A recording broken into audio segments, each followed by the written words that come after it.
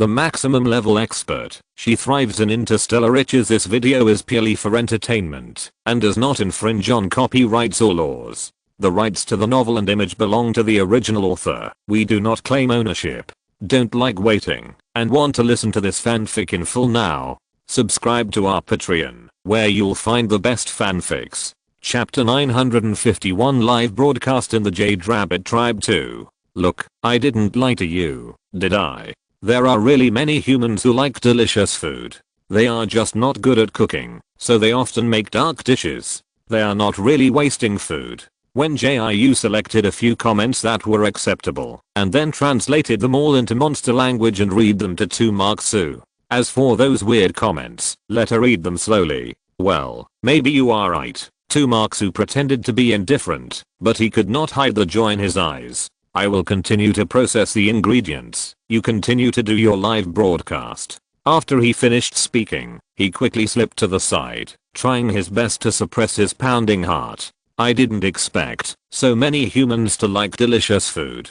It seems that his previous misunderstanding was indeed a bit deep. I just don't know if the food made by their Jade Rabbit clan will be widely welcomed in the human world. Just as he was cutting carrot slices, Wen Jiu seemed to see through his thoughts. Why don't you cook 2 dishes later, so that these humans can taste your cooking skills? Can I? He pricked up his rabbit ears nervously, but how can they eat them? After he finished speaking, the other party replied, while marinating fish fillets, don't worry about this, I have my own way. After hearing this, he didn't ask any more questions. He just quickly cut the carrots and ran into the warehouse to look for ingredients. I'm so hungry. Why did Sister Fake suddenly stop talking? Did she accidentally mute her microphone? Little bear poo poo poo. I just saw Sister Fake mute her microphone. She must be chatting with her friends, right? Yes, I just mute my microphone and was chatting with my friends. Wen Jiu explained softly. After marinating the fish fillets, I saw that everyone was very interested in my chef friend, so I wanted him to show off his skills in front of everyone. After all, it's not convenient to do tastings for porridge-based hot pot, so the tasting dishes for this live broadcast are provided by my chef friend. As soon as she finished speaking, the fans of the food became excited instantly. The best snowflake crisps in the universe. What delicious food is Sister Fake's friend going to make?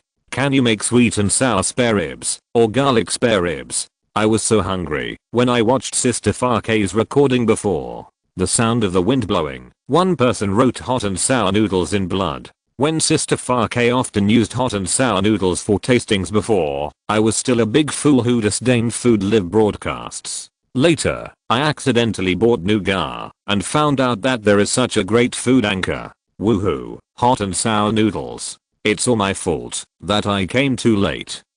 Why not go home and farm? Come cry with me when you buy tissues. You are a money grubber who came during the nougat period, but I came during the frozen dumplings period.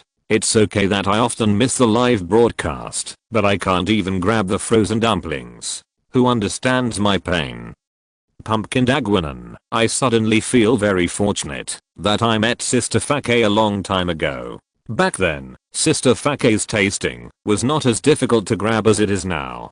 During that time, I would squat in the live broadcast room every day to grab the tasting, and I was always successful. Whined like man. Don't say it. I want to cry now. I really miss the days when I could always grab the tasting. Chris wants to eat 5 bowls. Indeed, I miss it too. So when will you fulfill your promise, Fingman? You said you would perform a handstand to eat dog. I'm so hungry. Ha ha ha ha ha ha. Chris, you really hold a grudge. But I have to testify. The wind man did swear such an oath. The man like the wind. Haha. Sleep well and good night. Wen Jiu looked at the barrages sent by the new and old money fans and felt a sense of emotion in her heart. When she first started live streaming food, there were only 2-digit money fans watching every day. At that time, Brother Monkey gave her a friendship vote, and she was happy for the whole day, as if she had reached the pinnacle of her life. As the live broadcast time became longer and longer, the number of money fans also increased. Although she would still feel happy about receiving gifts, that kind of ecstatic mood rarely appeared. In fact, I also miss the time when the live broadcast just started. She put the marinated fish slices aside. At that time, I always squeezed time to broadcast, and because I worked in the cafeteria, I couldn't reply to the barrage in the first time. Brother Monkey, when Sister Farkay mentioned the cafeteria, I remembered the fear of cat heads all over the screen. The green grass on the head. Why is Monkey afraid of cat heads? I like cat heads. I'm a dog. If I don't lose 10 pounds, I also like cat heads super much. Since Bacolive launched cat head peripherals, I have replaced everything in my home with cat heads. I'm now hugging a cat head pillow and lying on a cat head bedsheet to watch the live broadcast. Galaxy sweetheart, all your things are nothing. I even adopted a kitten because I like cat heads. Now the kitten has been raised by me into a big fat cat. Youth is gone forever. Wow, you all like cat heads so much. Wen Jiu waved a kitchen knife and cut the beef into thin slices. Speaking of which, I just drew this cat head casually. I really didn't expect it to be so popular. She just had a modern popular emoticon package in her mind, and then she drew it and slightly modified it, which became her current iconic cat head. Everyone must be careful when cutting beef. She quickly cut a piece of beef and then picked up a new piece to continue cutting. Also, you can put the beef in the refrigerator for about half an hour and wait until the shape is frozen and fixed before taking it out and cutting it horizontally. After all, she is a food anchor, so she still has to teach some practical skills. As she spoke, she finished cutting the beef on the cutting board, but now technology is very advanced and convenient, and those who really don't know how to cut can use machines. And Xinguang Supermarket also sells cut beef. If you really can't cut it yourself, just buy the finished product. Dudu is really cute. Thank you for the following sentence from Sister Farkay, which made me stop searching the refrigerator. The green grass on the head. I was eager to try, but I silently returned to the bed. Glacier, I really envy you for still lying in the warm bed, while I have already started working in the office. I want to eat the strawberry in one bite. Then why are you still watching the live broadcast? Is there anyone who is a boss in the live broadcast room? Go to the office area quickly to see if there are any employees slacking off. Today's first update has been successfully delivered. Thank you to every cute little angel for your support. 030. Chapter 952 Live broadcast in the Jade Rabbit Tribe 3. While Wen Jiu was processing the ingredients and chatting with Kami, 2 marks who had already selected and processed the ingredients he was going to use. He thought that humans should like to eat meat, so he planned to make 3 dishes. Chicken with green pepper, beef fillet with hot peppers, and sweet and sour lotus root slices. Because there was not much meat in the warehouse, he also went to find Toshiro Shio and asked him to go to the back mountain to kill 2 free-range chickens. Wow, what is Master Wen doing? Toshiro Shio walked into the kitchen carrying a killed chicken. Chief, this is a chicken selected according to your requirements. Hearing this, he quickly made a gesture to keep quiet. Keep your voice down. Master Wen is broadcasting. Live to those humans. Ah. The other party quickly lowered his voice. What does live broadcast mean? He held the killed chicken in one hand and pulled Toshiro Shio forward with the other hand. It means to let those humans see what we are doing in real time. Anyway, you just go over there and stay with Husan. Oh, yes. And you must not shout. After hearing what he said, the other party washed his hands obediently and walked to Husan obediently. Seeing this, he breathed a sigh of relief and walked to the stove carrying the chicken. 20. So she quickly switched the interface to the forum and chose to sort by popularity. Let me see, the most popular post is, she said as she browsed the forum, recording the whole process of making peach blossom cakes. She was a little confused when she saw this post because she really didn't understand how such a post could be ranked the most popular in the forum. Just looking at the title, it seems quite normal. Could it be a teaching post? However, before she clicked in, she saw a barrage of haha flying across the reduced live broadcast interface. Chris wants to eat 5 bowls. I knew this day would come. I can finally give up the title of the Dark Cooking King. Hahaha. I've waited for a long time and finally waited until today. Little bear puff puff. Well, it's finally the part I'm most looking forward to today. I want to eat a strawberry in one bite. Is this a joke? There shouldn't be any fans coming to my star blog, right? Fujikoa Sachiko, this money-loving butterfly fan can guarantee that butterfly fans will never come to your star blog. After all, we, die fans, know die very well. Die is a well-deserved dark cooking king. Eat nougat or not, although I'm not a fan of Zuang Rudy, she really doesn't care about these things, and die fans rarely rush to the Pasabi star blog for such things. Pure Pasabi, please don't spray, if your parents are still alive. Thank you. I like your years and years. Isn't this the live broadcast room for Gongzi Fake? Why did a bunch of die fans come out to blow it up? Why are you still pretending to be a Pasabi here? Everyone knows that this is what your family is best at. Wen Jiu just clicked on the post and saw that the direction of the barrage was a little wrong. So she quickly said, ahem, let's take a look at the most popular post now. This is posted by a money-loving person named Zui Shengmeng Dai. Is Zui Shengmeng Dai here? She saw that there was only a video in the post, so she asked if the money-loving person was there. It seems that she is not here, but it doesn't matter. Whether she is here or not, I will comment. As soon as she finished speaking, a pink barrage floated by. Xiaodi is still on a wilderness survival variety show. So Sister Fake, you should just comment directly. Seeing this, her left eyelid couldn't help but twitch.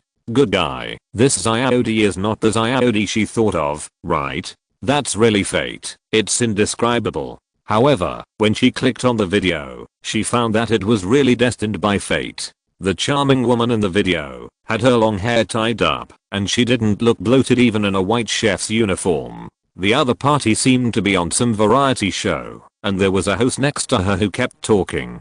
Fortunately, this video was edited and specially adjusted to double speed, so it was only more than 6 minutes long. After Zuan Rudy showed a confident smile to the camera, she showed off her skills in making peach blossom cakes. She first confidently put a lot of flour in the basin and said that she didn't need a measuring cup at all and directly poured 1/3 of the basin of water. So she got a basin of paste, but she still looked confident, picked up the flour bag and poured it into the basin. Then the dough turned into lumps. She tried her best, but couldn't stir it. She could only add water to the basin again, add more water to the dough, and more flour to the water. In this way, she didn't succeed in kneading the dough for a long time.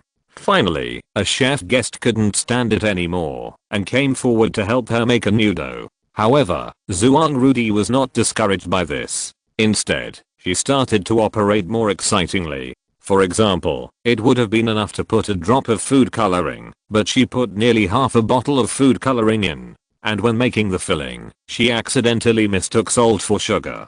In short, all the operations were very exciting. In the end, the peach blossom pastry was not made, but a dark red unidentified object was made. After watching this video, Wen Jiu didn't know what to say for a while. When the money fans saw her fall into silence, they couldn't help but launch a barrage. Fujikoa Yukiko, it's over. Is the Fortune sister shocked by Xiaodi's operation? Rocky wants to eat all over the stars, although I don't know what this butterfly is. Her operation is really amazing. I've seen people who can't cook, but I've never seen someone who can't cook like this. I really admire Zuan Rudy's courage. It's not surprising that she can't cook, but she dared to perform cooking in front of the audience, afraid that we don't know that she is the king of dark cuisine. Jiang. Today's second update is also delivered _. Chapter 953 Seafood Porridge Hot Pot 1. Wen Jiu was silent for a long while, but he finally spoke. This Zhu Shengmengdi classmate has set a very good example for everyone. That is, cooking novices should not improvise. Although I have not disclosed the recipe of peach blossom pastry in the anchor dynamic, I know that, because I always live broadcast the making of peach blossom pastry before. There are already food bloggers on Xingbo who have dug out the recipe. I just don't know whether the recipe circulated on Xingbo is correct, but this Shengmengdi classmate's method is really very creative. Little bear poo poo poo. It can be seen that Sister Fake is really trying her best to word it, but it can't cover up the fact that Zhuang Rudy is the king of dark cuisine. Chris wants to eat 5 bowls. Why do I suddenly feel embarrassed? Zhuang Rudy, are you watching the live broadcast? Zhuang Rudy, please don't perform cooking next time. Thank you. Drunk butterfly. Ahem. I said that my Xiaodi is participating in a wilderness survival program. How can she watch Sister Farke's live broadcast without wisdom ring now?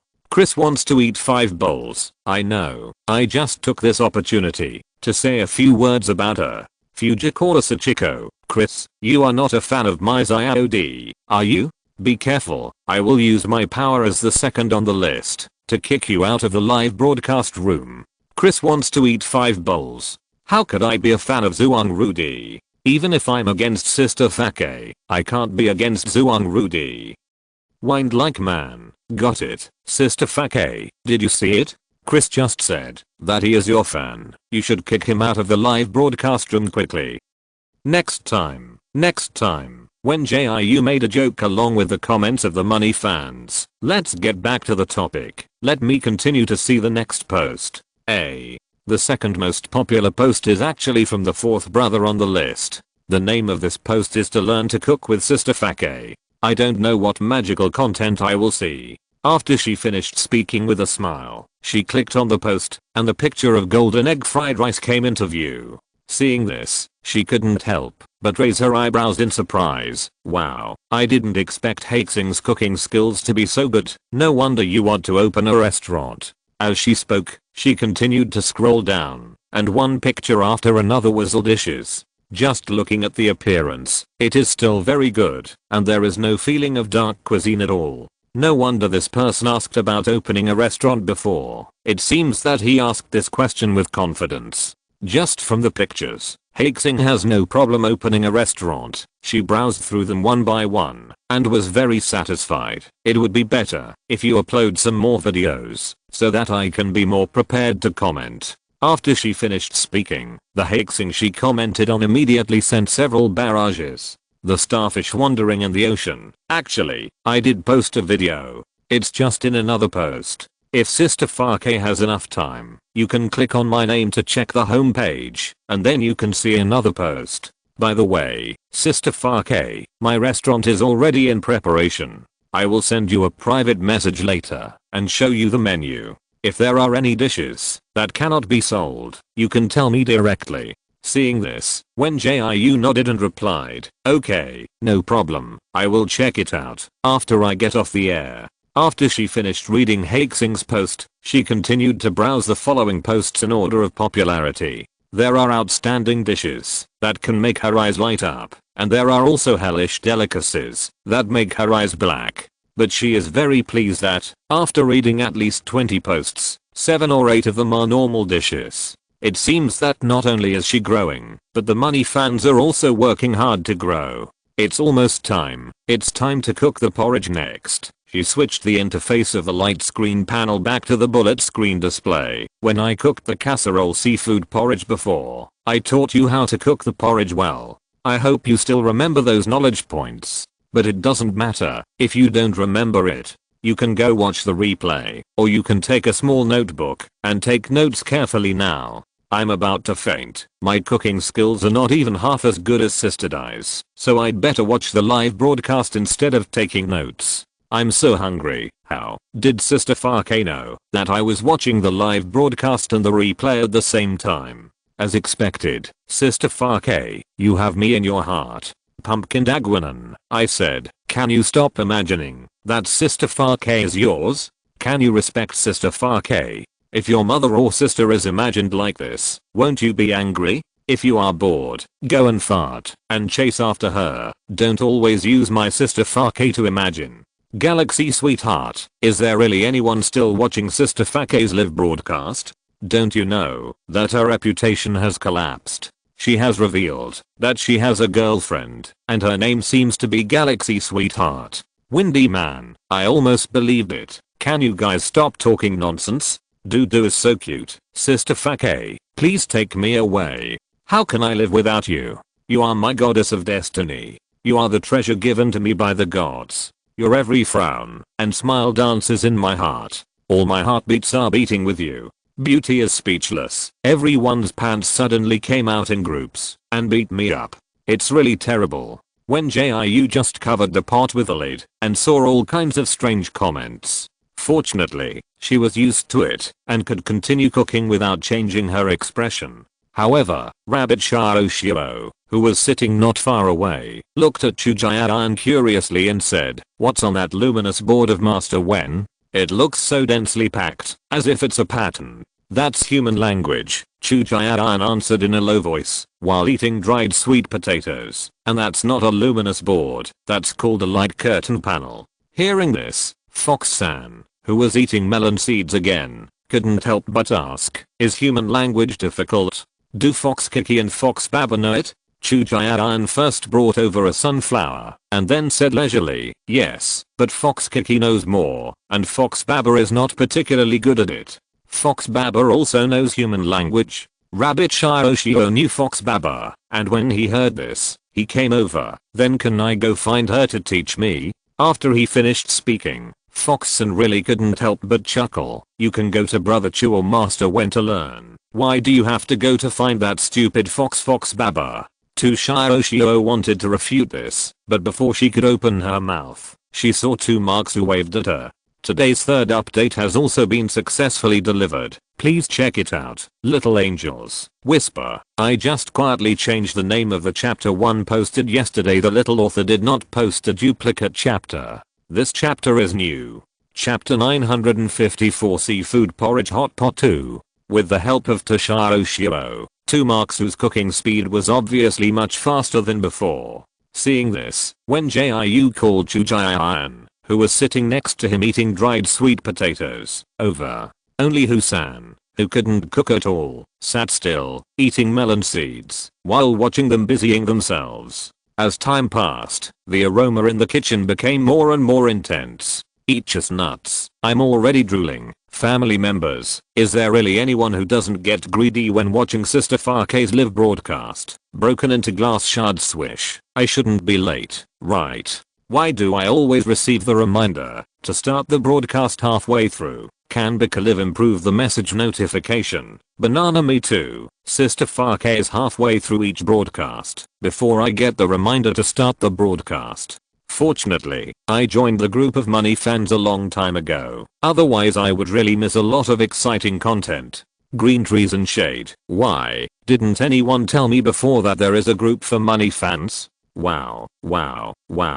Has anyone sent me a private message about the group number or added me as a friend to pull me in? Pumpkin Big Melon South at THE Green Grass on the Head. Please ask the president of the fan club to come out and pull a group. While the money fans were frantically posting comments, when Jiu's porridge hot pot was finally ready, she filtered out the rice for the porridge early in the morning, and the clear and thick porridge soup was as white as jade. Then she picked up the soup spoon and stirred it gently, and the milky white color made the money fans excited. I'm so hungry. Every time I watch the live broadcast of Sister Farke, I want to sigh that my name is really good.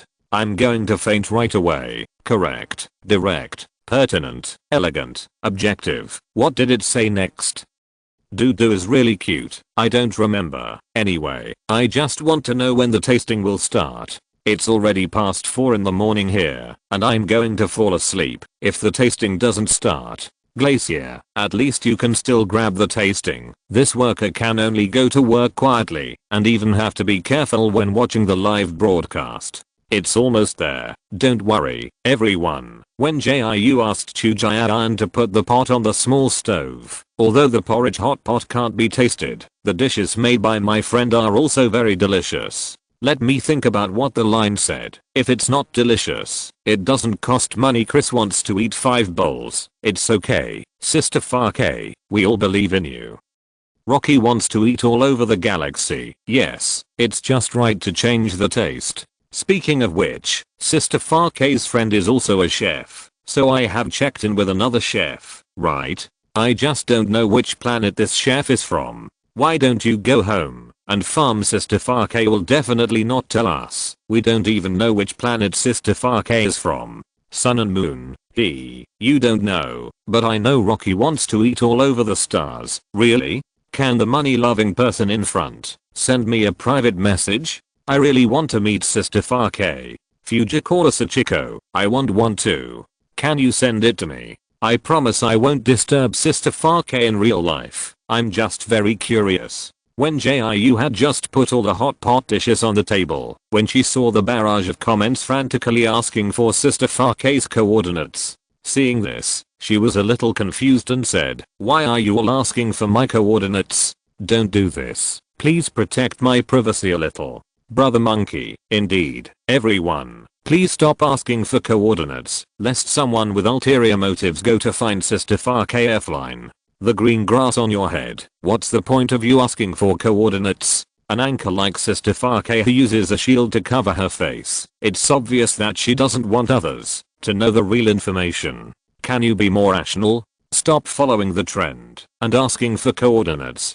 Beauty is speechless. My current mood is just like my name. Speaking of it, you are all old money grubbers. How come you still don't know that Sister Fake doesn't want to disclose the real information? Rocky wants to eat all over the stars. I'm just curious about which planet Sister Fake is on, and I really didn't think of harassing her offline for a while. Sorry, Sister Fake. I'll kowtow to you 3 times. User Rocky wants to eat all over the stars, gave the anchor 10 guardian angels. To wish you good fortune. User Fujikura Sachiko gave the anchor 3 guardian angels. To wish you good fortune. Fujikura Sachiko, sorry. I just sent a barrage without thinking carefully. I'm really sorry. Sister Fake, I will never bother you offline. I'm really sorry. In addition to her 2 wealth fans who were on the 1st and 2nd place and were giving gifts, there were also many wealth fans who followed the trend and asked for coordinates. I saw that on the small window where she displayed the message. Lines of words kept jumping. She originally wanted to reply to a few barrages and thank them for the gifts, but at the speed at which the messages were jumping, she really couldn't see a single message clearly, so she simply continued to arrange the dishes for the hot pot with Chujian. After the message bounced a little slower, she replied while mixing the sauce, "It's okay, just don't post this kind of comments in the future." But kowtow 3 times is a bit exaggerated. Actually, there is no need for you to check my real information. You all know that I opened a dessert shop. I plan to make it a chain, which means that I will open it on other planets in the future, maybe even on your planet. Although it's just a branch, I will check the store from time to time, so there is a chance that you will run into me in the store. In short, everyone has the opportunity to meet me by chance, so there is no need to check my real information. As soon as she finished speaking, the message bounced faster. The sound of the wind blowing, I've been looking forward to it. I'm on the Cloud Sea planet in the Azure Galaxy. Can Sister Fake open a branch here first? The Cloud Sea on our planet is very famous. Brother Monkey, Sister Fake, please come to Woostar to open a branch first. After tasting the food in the store, I can help you write food reviews and attract customers. Chris wants to eat 5 bowls. Brother Monkey is also on Woostar. What a coincidence. I'm also from Woostar. Man like the wind. Oh, it seems that Brother Monkey and Chris will have a real life encounter. Rocky wants to eat all over the galaxy. Sister Fake, please come to Didustar to open a branch. I can even help you open a store. Or the one in the most expensive area. Seeing this, Wen Jiu, who had just prepared the sauce, couldn't help but laugh and said, "Thank you for Rocky's kindness, but Didustar is far away from my planet and it's the central planet, so I probably won't open a branch there in the short term." Today's first update has been successfully delivered. Please check it out. Lovely little angels. 030. Chapter 955 Seafood Porridge Hot Pot 3. After she finished speaking, she asked Chujian to take away the sauce dish. Then she picked up a plate of dried scallops and poured them into the boiling porridge soup. This is dried scallops, which can enhance the flavor and aroma. Just pour it in and boil it, she said, and then covered the lid tightly, and then picked up a plate of river crabs to show. Wait until it boils, before putting the river crabs in, so that the porridge soup can be more delicious. As she spoke, she caught a glimpse of 2 Marks who was busy. The other party only had the last dish of sweet and sour lotus root slices left to cook. Seeing this, she adjusted the camera. My chef friend will soon prepare the tasting dishes. Are you looking forward to it? After the voice fell, Tumaksu lowered her head in embarrassment, and a blush flew on her snow-white face. My friend is on camera for the first time, so she is quite shy. She pointed the camera at the dishes that the other person had prepared. Wow, look at this Sichuan pepper chicken. Doesn't it look delicious? And this spicy pepper beef fillet. Does anyone smell the fragrance? Dude is so cute. Raise your hands. Raise your hands. Raise your hands like crazy. I smell the fragrance. The child is so greedy that he has started to chew on his pillow. Little bear poo poo poo. Fortunately, I was smart enough to cook 2 bags of dumplings. Otherwise I would be so hungry that I would drool like crazy. Passing clouds and mists are the dumplings that little bear cooked. The dumplings produced by Wuao Food. It's a pity that the supermarkets here are sold out again, and I can never beat the grandpas and aunts who are on the front line. Burst into tears. Once how, it's not so bad here. The supermarkets restock very quickly, and I can still grab 3 or 4 bags every time I go. Ding dang 20, same as above, but it's more difficult to buy fresh meat dumplings here. In order to grab the fresh meat dumplings in stock, I also added the contact information of the supermarket staff, asking him to remember to tell me every time he restocks. Seeing this, Wen Jiu couldn't help but smile with his eyes bent. Seeing that the sales of quick frozen dumplings were so good, she felt relieved. She seemed to see star coins coming towards her. In fact, Wuao Food has already raised the production volume of dumplings to the highest level, but the problem is that Wuao Food's food factory is still the same size as before, and the supplier of food ingredients does not have so many ingredients, which leads to the production volume not keeping up with the demand. Mingyan is already expanding the food factory, but the supplier of food ingredients has not been finalized. After all, it is necessary to have a stable supply and the food ingredients meet the standards, and the price and other factors must be suitable. At the moment, it is really hard to find a qualified supplier. This is also one of the reasons why she is eager to reach a cooperation with the Jade Rabbit clan. She wants to increase the production volume of Wuao Food as soon as possible.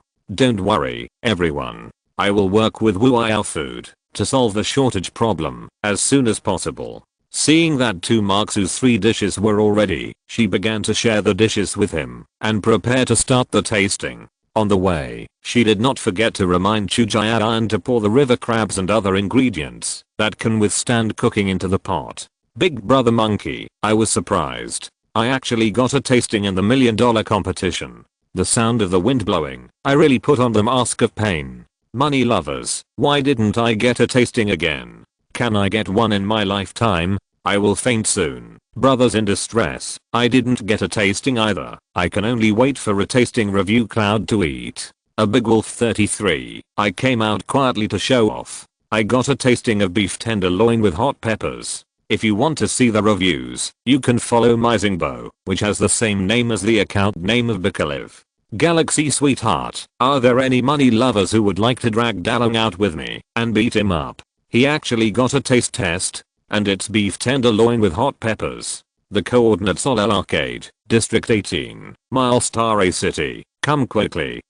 Whined like man. Although, why does Galaxy sweetheart know Dalong's coordinates? Did you know each other before?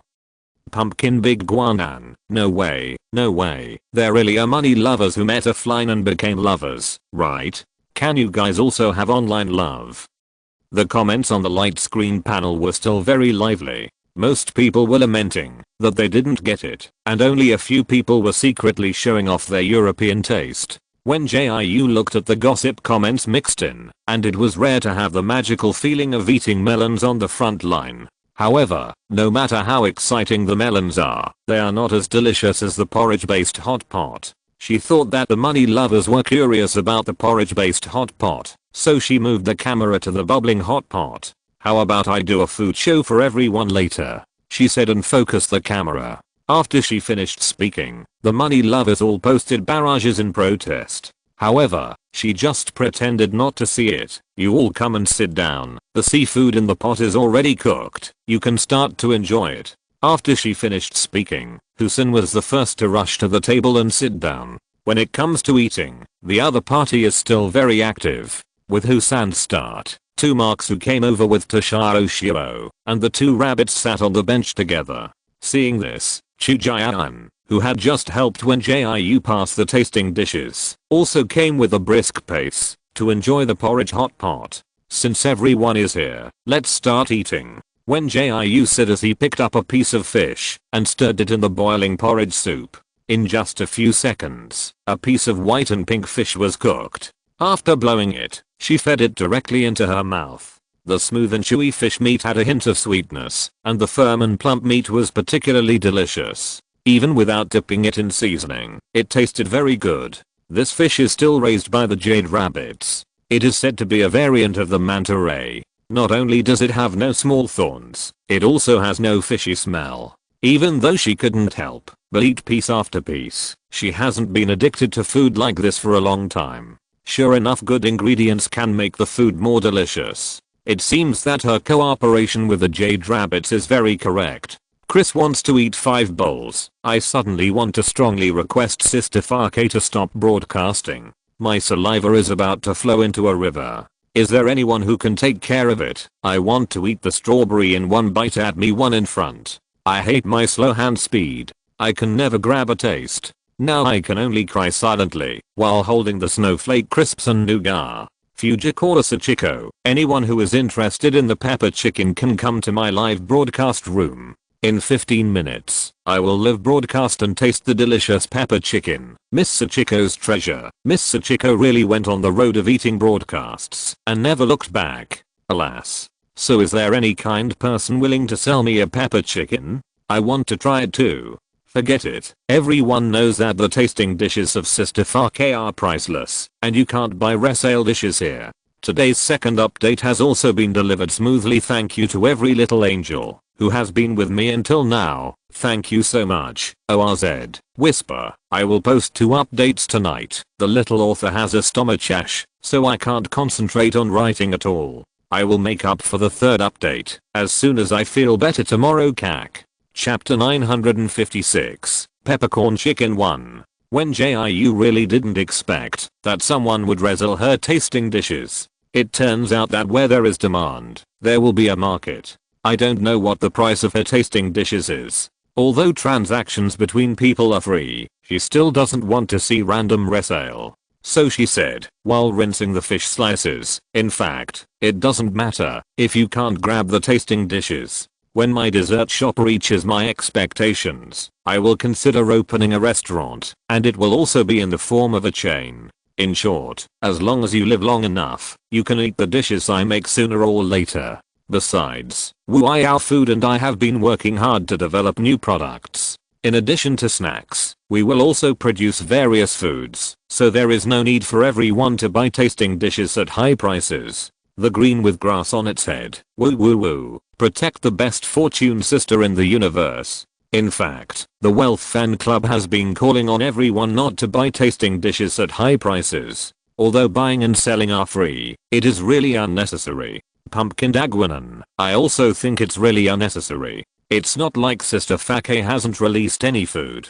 It's just that some dishes are not available for the time being. But if you wait patiently, there will always be some. Banana. I want to light a cigarette for myself, because I really wanted to eat Sister Fake's dishes before, so I went to the trading platform to find someone in the same city to buy it.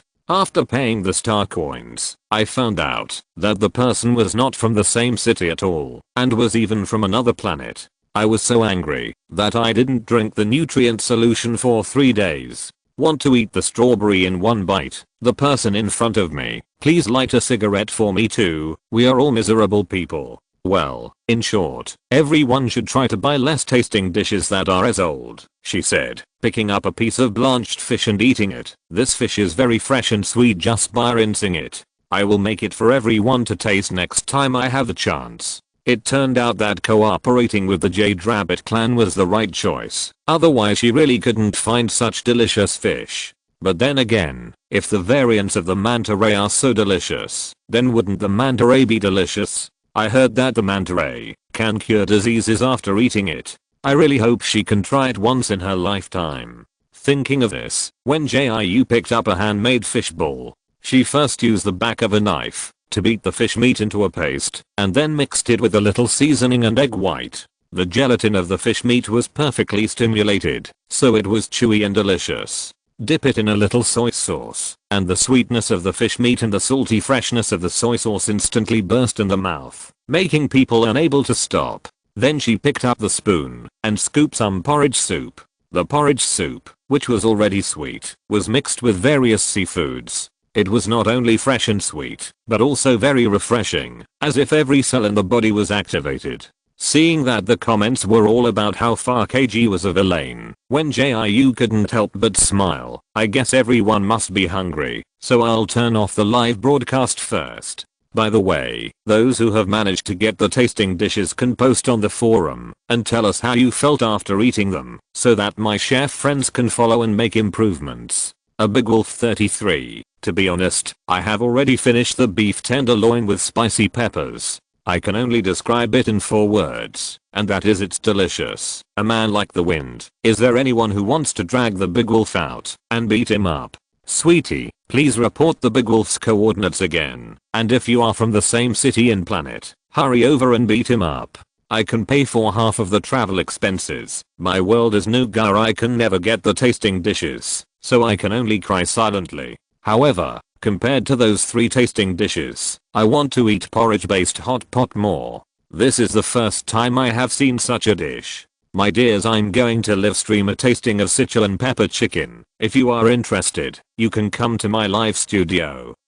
Back then, was still a live streamer who mainly streamed dance. It was a pity that she met Gongzi Farke during the park, and she never returned to the road of eating live. However, after she did eating live for a while, she found that she liked eating live. Because when she was doing dance live, she was mostly commented on by strange people.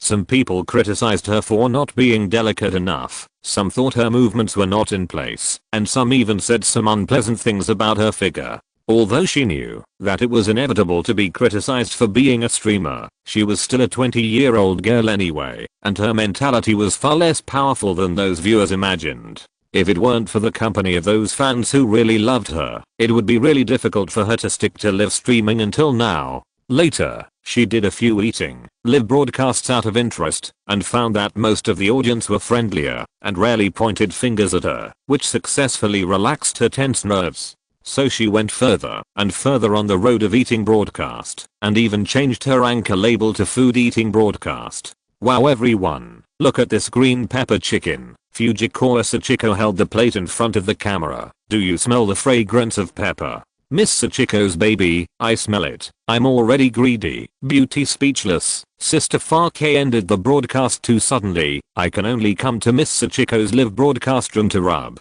broken into glass shards. Miss Sachiko, start eating quickly. I'm still waiting for your eating broadcast to eat. Seeing this, she smiled and picked up the chopsticks, first holding a piece of chicken, and gestured twice in front of the camera, and then ate it carefully. The fragrance of green pepper directly hit her head, making her originally tired spirit glow in an instant. Then came the spicy mixture of chili and green pepper, and the full meaty aroma that spread when chewing the chicken. Oh my god. This chicken is so fresh and tender. It's still juicy. She commented while enjoying the delicious food. Actually, I can't eat spicy food, but this spicy level is just right for me. As she spoke, she picked up another piece of chicken, and this chicken tastes particularly fresh, without the greasy feeling that comes with eating meat. Wow, no, I want to eat another piece. The tender and juicy chicken is full of the aroma of green peppercorns. This kind of fresh and spicy food makes her more and more addicted. Seeing that she was eating again, the audience couldn't help but launch a barrage of complaints. However, she seemed to see nothing, and only ate the Sichuan pepper chicken wholeheartedly. I'm so hungry. Woo woo woo. My heart is hurting at will now. I'm going to leave comments on Sister Farke's blog, and strongly urge her to launch new food as soon as possible. Little Bear Puff Puff, let's go. Urge Sister Farke to launch new food as soon as possible. However, Wen Jiu, who had turned off the live broadcast, didn't know that these money fans, who were so greedy, swarmed to her blog to leave comments. Even if she knew, it didn't matter, because she had planned it long ago. After negotiating the cooperation with the Jade Rabbit clan, she would launch new products with Wuao food as soon as possible. Today's third update was delayed. Cack.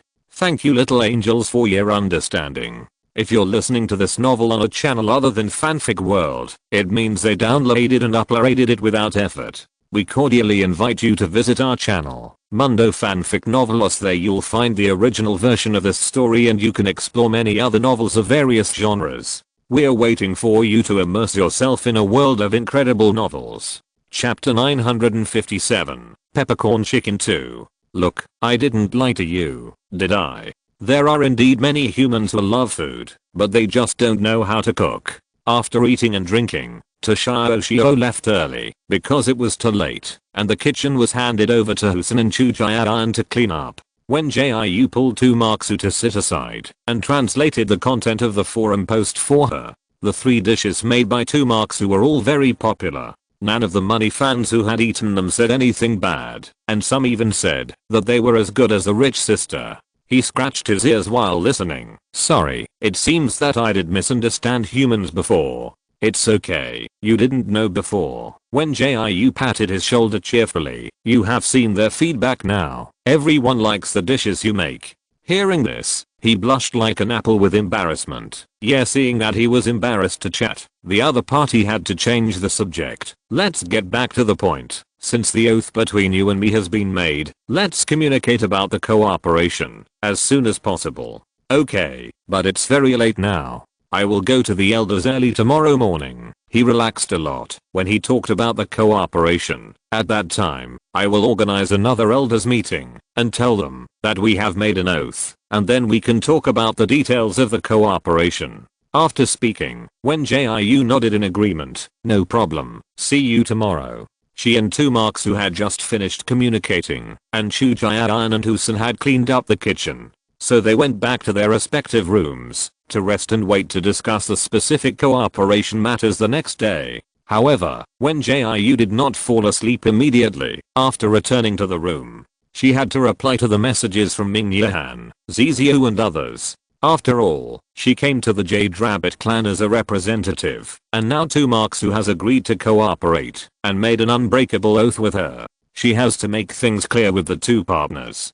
Besides, she has family and friends, so she has to report her safety every day. So she replied to the work-related matters in a business-like manner, and then clicked on the group chat with her friends to check the messages. Since she left Planet 3047, Kyo Shishi and Zikingayu have often visited Uruman. In order to let her work with peace of mind, the 2 talkative and cute children would send her Uruman's recent physical condition every time. Although Zhu Wangming would also send her regular examination reports, she was still very happy that the 2 friends were so concerned. Jiu Yaochan Wangun, I feel relieved to see that Teacher Yu has improved. In addition, the Jade Rabbit clan has agreed to cooperate with me. Brother Henry and I will probably be back in half a month at most. After sending this message, when Jiu was about to close the light screen panel and take a rest, but she didn't expect Kyo Shishi and Zikingayu to reply to her in seconds. She remembered that the time on their side should be more than 6 o'clock in the morning. She didn't know whether they stayed up all night or really developed the good habit of going to bed and getting up early. Shishi, study hard, great. I can't wait to see you. Kingayu, go up every day, Gioji. Remember to bring us souvenirs.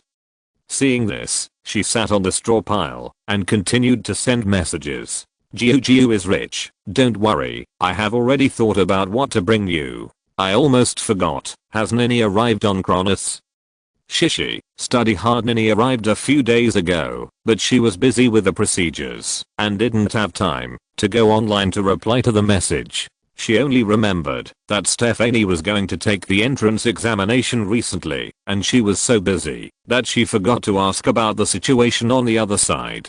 Kingayu Shianshan Xiang. Hey, Gioji, don't worry. Teacher Yu sent a teacher to accompany the little crazy kid, and nothing will happen. She knew that Uruman had sent someone to accompany her, but she didn't know which capable person the other party had sent. An ordinary person couldn't control Stephanie's madness. So she asked out of curiosity, but Zikingayu and Kyoshishi didn't know either. Jian is really speechless. Okay, why worry so much? Her ability is enough to kill the bad guys in seconds. Unexpectedly, Chu Jian didn't sleep either and joined their chat. Shishi, study hard. Yes, Nina's ability is still very strong, and there is a teacher accompanying her. Jiu, it's getting late over there, you should rest quickly. I'm going out for a run with Xia Banli. Kingayu Xianshan Xiangshang, that's right. The two of us should stick to physical training and strive to win in future competitions. Seeing this, Wen Jiu didn't continue chatting with them. After saying goodnight, he turned off the light curtain panel. Then he washed, changed clothes, and got into his sleeping bag, and finally fell into a sweet dream. However, what she didn't know, while sleeping beautifully, was that someone was busy and exhausted on the other side. No. You have to take the entrance examination the day after tomorrow. If you go to Guangming City now, you won't have enough time. Sun Ran looked at the stubborn Stephanie with a headache. She was now regretting why she took on the task assigned by Uruman. Wouldn't it be good for her and her husband to have a happy honeymoon? Or experience the new life at home? What on earth made her so confused that she would resume work shortly after getting married and take on such a difficult task right away? After saying that, Stephanie shrugged nonchalantly. Isn't there a makeup exam later? I can wait for the makeup exam before going. No. You have to take the exam the day after tomorrow. She was so angry that she put her hands on her hips and veins on her forehead were exposed. I know that with your ability, you can pass the exam, even if you lie down, but you must have a correct attitude for the exam. However, the other party just painted his nails and said, well, I think my attitude is very correct. If my attitude is not correct, I would not bother to come here to take the exam. Seeing this, Sun Ran didn't know what to say.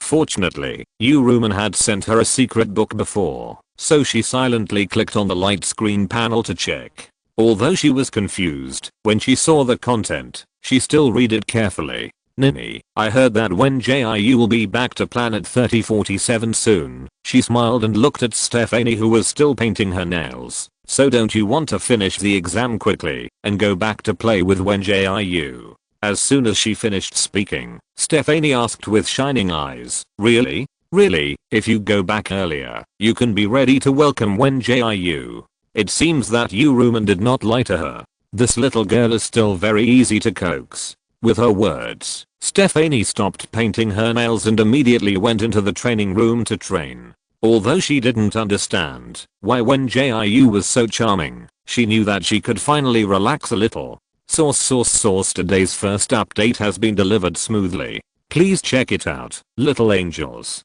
Chapter 958 Second Meeting 1. Yes, Mr. Yu, Wen Jiu said vaguely while brushing his teeth. Don't worry, I will take good care of myself. Because Uruman had to take good care of her illness, her work and rest schedule was very regular. She had been going to bed at 10 PM and getting up at 8 AM recently. Because of this, she missed the time to communicate with her at night and could only call her when she woke up in the morning. I know. I have reached a cooperation with the Jade Rabbit clan. She pulled the towel over and wiped it casually. Well, it will probably be solved in the next few days. Then I will go back to the Snow Fox clan and find Hu Yi to get the spirit stone. As they were chatting, she suddenly heard a knock on the door. So she hung up Uruman's phone, put on her coat, and went to open the door. She saw Toshio standing outside the door with an excited look on her face. Good morning, Mr. Wen.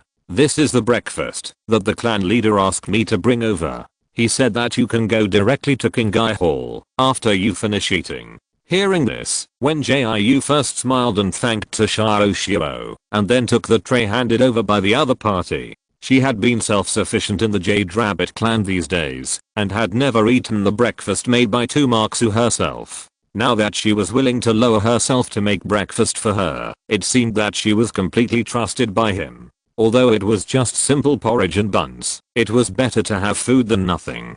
So she quickly finished her breakfast, and walked towards the direction of Kingai Hall. On the way, she met a group of little rabbits who were out for a stroll. Each one was round and fat and looked like a bunch of balls. Unlike those rabbit spirits who always secretly looked at her, these little rabbits who had not yet transformed were very brave. Not only did they dare to follow her, they also dared to fall at her feet to make trouble. In short, they were begging for a touch. Not now, I have to hurry. Wen Jiu looked at the little rabbits lying on the ground helplessly. Later, I'll come to find you later. As soon as she finished speaking, the little rabbits were still lying there playing tricks, as if they didn't hear what she said. Seeing this, the rabbit spirit who was in charge of taking care of the little rabbits couldn't help but laugh awkwardly. I'm sorry, Lord Wen. These children's intelligence has not yet been fully developed, and sometimes they really don't understand what we say. It doesn't matter, I just happened to give you a treasure, she said, taking out a bamboo basket from the wisdom ring space, and then picked up a little rabbit in front of the rabbit spirit. Look, this basket is big and round. It's most suitable for holding naughty little rabbits. After saying that, she began to stuff the little rabbits into the bamboo basket. These little rabbits were not afraid at all, and they scrambled to get around her, as if they were afraid that it would not be their turn to get into the bamboo basket. Puff the rabbit spirit next to him saw this scene and couldn't help laughing for a while. Just when Wen Jiu had put 4 or 5 little rabbits, he suddenly heard a very familiar voice. What are you doing? The 4th elder came over angrily. I knew you had bad intentions. I didn't expect you to dare to attack the cubs of my tribe. Hearing this, the rabbit spirit who was in charge of guarding the little rabbits hurriedly explained. No, 4th elder, Lord Wen was just teasing the little rabbits. However, the 4th elder didn't listen at all. You human are so bold, attacking the cubs of my tribe in broad daylight. I now order you as the 4th elder of the Jade Rabbit tribe to be expelled from the Dixio Valley. Wen Jiu stopped stuffing the little rabbits when she heard this, but a brave little rabbit climbed up her arm, so she had to hold the other in her arms as she stood up. Why did I attack the cubs? Don't slander me here. She glanced at the 4th elder speechlessly. Besides, if I really wanted to attack, why would I do it in front of you? These little rabbits are running around in Shangle Palace all day long. I wonder if I can find a chance when no one is paying attention to them. Although she could understand that the 4th elder hated humans, it didn't mean that she could let him throw dirty water on them.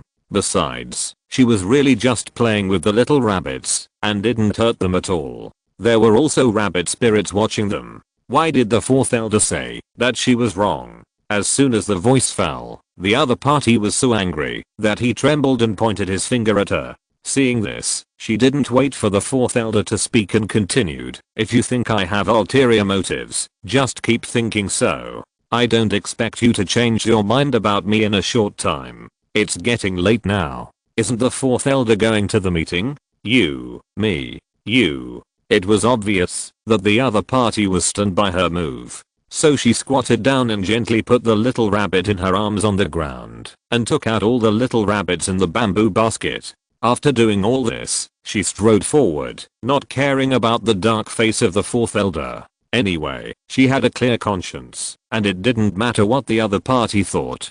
After Wen Jiu left, the 4th elder looked at the rabbit spirit beside him with a gloomy face. Why didn't you stop her just now? If something happens to these cubs, can you take responsibility? Hearing this, the rabbit spirit was so scared that its ears drooped down. Lord Wen has been living in Shangle Palace recently and has become familiar with the little rabbits. That's why I don't care what your reason is. Anyway, humans are not allowed to get close to the cubs in the tribe in the future. The 4th elder didn't wait for the other party to finish his words, and he threw his sleeves and left angrily. However, what he didn't know was that all this was seen by the Great Elder and 2 Marksu. Although the Jade Rabbit clan does not have surveillance cameras like humans, they have their own set of formations for monitoring. This old stubborn man, 2 Marksu said in displeasure. When Jiu just teased the cubs, why did he lose his temper with them like this? Because he was the leader of the tribe at a young age. Several elders were dissatisfied with him, and the 4th elder was the most obvious one. He was not a good-tempered rabbit to begin with, but he restrained himself after becoming the leader. Therefore, whenever he gets a chance, he will quietly step on the 4th elder. Of course, it is limited to unimportant things. If he encounters a major event related to the Jade Rabbit clan, he will still put aside his grudges and deal with it impartially. Hearing this, the elder frowned and shook his head. He is just like this. Don't bother with him about these things. And he is just having a verbal fight. He won't take any actual action. She has worked with the fourth elder for many years and is still very clear about his character. Although the fourth elder's temper became more and more strange after that incident, he has never done anything to let down the Jade Rabbit clan. Alas, I don't know how big the reaction of the fourth elder will be later. She felt a headache when she thought of the oath that Tumaksu and Wen Jiu had made. The second update was also delivered smoothly. Thank you little angels for your support. 030. Chapter 959 Second Meeting 2. Hearing this, Tumaksu shrugged nonchalantly. Anyway, I have made an oath with Wen Jiu, and no matter how big his reaction is, it can't change the facts. As soon as he finished speaking, Wen Jiu pushed the door open and walked in. Am I too early? It seems that I should sleep a little longer. The other party made a joke cheerfully, as if he was not affected by the fourth elder. He quickly put away the Yunmeng bowl that could view the corridor screen. If you sleep a little longer, it will be noon, so it's better to get up early and come here. That's right. Wen Jiu bowed to the elder after walking closer. Hello, elder. After all, she came to the Jade Rabbit clan as a guest, and she still had to be polite when meeting the elder. Seeing this, the elder smiled very friendly. No need to be polite, since you are here. Let's sit down and chat for a while. She had wanted to have a good chat with Wen Jiu for a long time, but she had never found the opportunity. Although she was in favor of cooperation between humans and the Jade Rabbit clan, she still wanted to get to know each other better before saying anything. But without her knowledge, Tumaksu took Wen Jiu to Emperor Xiu to swear an oath. Now that the oath has been made, it is too late to regret it. I already know about the oath. The elder sat below the patriarch. It's a done deal. I won't object to anything, but I want to ask Miss Wen, can you show me the one about the cooperation? That panel. Hearing this, Wen Jiu immediately clicked on the light curtain panel. You mean the light curtain panel? I'll open it and show it to you. It just so happens that I completed the plan last night. Thanks to her powerful partner Ming Yahan, the other party slightly supplemented the previous plan and drafted a new contract during the few hours she was asleep. I've said before that I mainly want to buy vegetables and fruits produced by the Jade Rabbit tribe, she explained to the elder while flipping through the plan. My purchase price is clearly written in this plan. You can take a look to see if there are any problems. Here I have to thank another more powerful teammate, Ziziu, who made a version of Ming Yahan's plan and contract in monster language, so that there is no need to worry that the elders of the Jade Rabbit tribe will not understand. The elder looked at the lines of text carefully and couldn't help but sigh. Miss Wen, you are so thoughtful. Not only did you divide the price of each kind of vegetable and fruit, but you also translated all the text into monster language. Although she knew that Wen Jiu could speak monster language, she didn't expect him to be so considerate. It seems that Wen Jiu really came with great sincerity, and this must be the turning point for their Jade Rabbit tribe. It's not that there were no humans who wanted to buy vegetables and fruits from the Jade Rabbit tribe before, but those humans either bought very small quantities or couldn't bring out things of equal value to trade.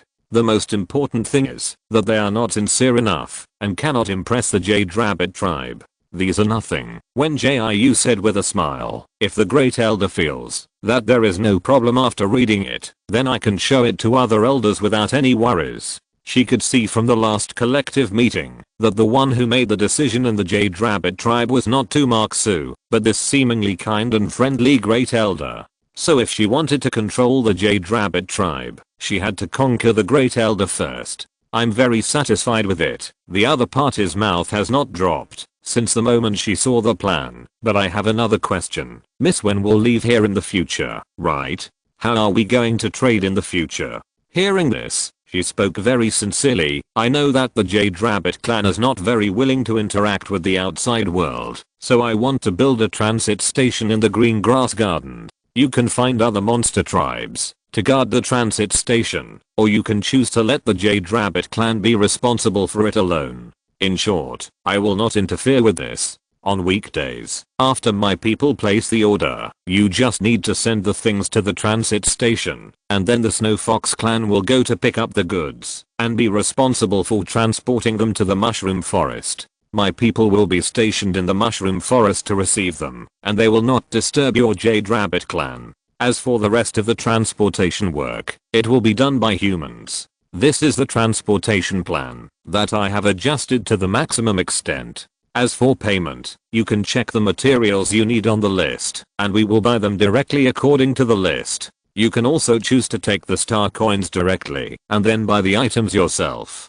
After saying that, the elder did not answer in a hurry, but just tapped the table with her fingers. She was actually very satisfied with Wen Jiu's attitude, and the other party was really considering the Jade Rabbit clan. It's just that she thinks that Wen Jiu's plan has some troubles, but she can also understand that the other party can't be perfect. After all, Wen Jiu is a human being no matter what, and he doesn't know many reliable monsters here. So she thought for a while before saying, "Thank you Miss Wen for considering our Jade Rabbit clan, but I have a better suggestion about transportation. I wonder if Miss Wen is willing to listen to it." "Of course I'm willing to, please go ahead, Elder." Wen Jiu nodded and smiled very respectfully. Seeing this, she continued, "First of all, I think it is okay to build a transfer station in Kinkeo Garden. After all, our Dixio Valley is protected by a formation, and neither humans nor monsters can easily set foot there. Secondly, I think we can omit some of the transportation links, and the Snow Fox clan is not a monster that is good at transporting things. I know there is a monster that is best at and likes to transport items the most. If Miss Wen believes in our Jade Rabbit clan, we can go to that monster to have a good talk." At first, she didn't know what the words transfer station and transportation meant, thanks to Wen Jiu's explanation in small notes when he mentioned it in the plan.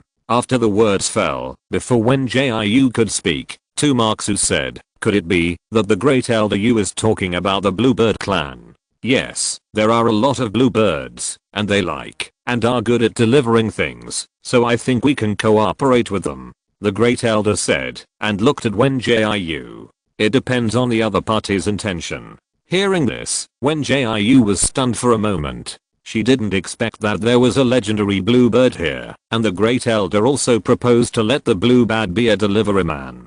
To be honest, this was a bit shocking. But thinking about it, she had even tricked Lily onto the ship to work as a construction worker, so what would it mean to get Bluebird to join the group as a delivery man? So she quickly adjusted her state. The elder's suggestion is of course very good, but are the bluebirds willing to cooperate with humans? The third update was also successfully delivered. Spread the flowers. Thanks again to the little angels. Chapter 960. The Civet Cat Tribe is catching people. 1. Before the Great Elder could answer, several elders came in cheerfully. So she winked at Wen Jiu, indicating that they would talk about this later. Then she cleared her throat and said, "Since you are here, please sit down quickly. The clan leader has an important announcement today." After that, the elders who arrived first hurriedly sat down. "I heard that Lord Wen went to the carrot market yesterday." The 8th elder looked at Wen Jiu with a smile. As soon as he sat down, "I wonder how Lord Wen felt. Do you have any suggestions?" She is in charge of currency and trade in the Jade Rabbit clan, so the carrot market is also managed by her. After the rabbit spirit came to her to report yesterday, she wanted to accompany Wen Jiu for a good stroll, but she heard that Tumaksu was already accompanying him, so she did not rashly go to disturb him. Hearing this, Wen Jiu also smiled and responded, "I think it's very good. No suggestions to make." She was not being polite to the 8th elder, but she really thought that the carrot market was good as it is now. The environment is clean and tidy, everything is in order, and there is no inferior goods. In short, it is much better than the market in the Star Network world, so she thinks there is nothing to improve. Really? A trace of joy flashed in the eyes of the 8th elder. "Master Wen, please don't be polite, just tell me directly if you have anything." As soon as she finished speaking, before Wen Jiu answered, the voice of the 4th elder came. "It's just a little human. Why are you so respectful? Now you call him Master Wen, won't you call him Chief Wen or Immortal Wen in the future?" Hearing the voice, the elders who were chatting turned their heads and looked at him, and they could not hide the embarrassment on their faces. Especially the 8th elder who had just talked to Wen Jiu. She wanted to slap the table and run away. But she changed her mind and thought that she was just calling him that out of politeness. Why should she endure the sarcasm of the 4th elder? So she snorted coldly, "It's really strange. Some rabbits are rude and don't allow other rabbits to have children. And I just like to call it that. So what?" She was not afraid of the 4th elder at all, even though he was older and had more experience than her. But everyone was an elder who worked hard for the Jade Rabbit clan. Why should she be inferior to the rabbits just because of her young age and lack of experience? As soon as she said this, the 4th elder widened his eyes in anger. But before the other party could speak, the elder interrupted him coldly. "Enough. What's the point of arguing about such a small matter? Xiaobei only called him that out of politeness, and I didn't force you to use this name together. And Laosi, you should be more open-minded and stop arguing with these juniors. Now only the 5th and 10th elders have not arrived yet. If you really feel bored waiting, why not take a look at the new plan brought by Miss Wen first, so that you don't have a clue what to say when discussing later." Hearing this, Wen Jiu took over the conversation very sensibly. "Since the elders said so, I will bring up the light curtain panel. Everyone can take a look at the new plan first. If you have any questions, please feel free to ask me." As she spoke, she clicked on the light curtain panel and brought up the new cooperation plan. Seeing that she and the elder were both trying to change the topic to ease the atmosphere, the other elders cooperated and looked at the plan. Even the 3rd and 6th elders, who had not gotten along well with her before, looked at the panel seriously at this time without making a fuss. Because of this, the 8th elder, who was about to say something, quickly calmed down and just drank wolfberry and red date tea, while silently praying not to be angry. The 4th elder sat in his elder seat with a gloomy face. "Huh, is it written in the monster language?" The 3rd elder looked at Wen Jiu in surprise. If his previous attitude towards Wen Jiu changed from disgust to indifference, then now he has directly changed from indifference to a good impression. He really didn't expect that the other party would respect the Jade Rabbit clan so much that the new plan even changed the text to monster language. "Yes," Wen Jiu said, while eating the tea and snacks that Toshio had just brought. Hearing this, his favorability towards Wen Jiu increased a little. So he changed his previous cold attitude and tried to communicate with the other party in a calm tone. "We don't actually raise many livestock. If Miss Wen wants to buy in bulk, we may have to expand the farm to increase the output." After the words fell, it was the elder who took over the conversation. "I remember there is a piece of vacant land in the back mountain. There is a lot of grass near the river, and it is very suitable for breeding. If everyone has no objection, you can use that piece of land to expand the breeding farm." He was immediately overjoyed when he heard this. You know, he has wanted that piece of land in the back mountain for a long time. The original breeding farm only had a small piece of land, resulting in the cattle and sheep having no space to move around. The meat raised here is naturally not as good as other ones. And he had mentioned in the elders meeting that he wanted to use the land in the back mountain as a new breeding farm, so that the cattle and sheep could have more space to move around, and the pig pen and chicken pen could also be expanded a little. But because the rabbit spirits don't like to eat meat, they think there is no need to change the location of the breeding farm, let alone expand it, so his proposal has never been passed. However, before he could be happy for long, the 4th elder said with a gloomy face, "No, the vacant land in the back mountain is reserved for growing crops." He had finally waited for this opportunity, but was beaten by his good teammate. So he resolutely chose to refute. "What are you talking about?" The 4th elder. "The land on the terraced field has not been fully planted yet, so why do we have to use the vacant land in the back mountain?" As soon as the 3rd elder finished speaking, the 6th elder, who was also in charge of breeding, hurriedly joined in. "Yes, the vacant land in the back mountain has been idle for more than 100 years. Instead of continuing like this, it is better to give it to us to build a new breeding farm. Besides, there are many places where food can be grown, and there is no shortage of the land in the back mountain." Is the 4th elder worried that we will affect the tea garden? I can guarantee this. The breeding farm will definitely not affect the tea garden.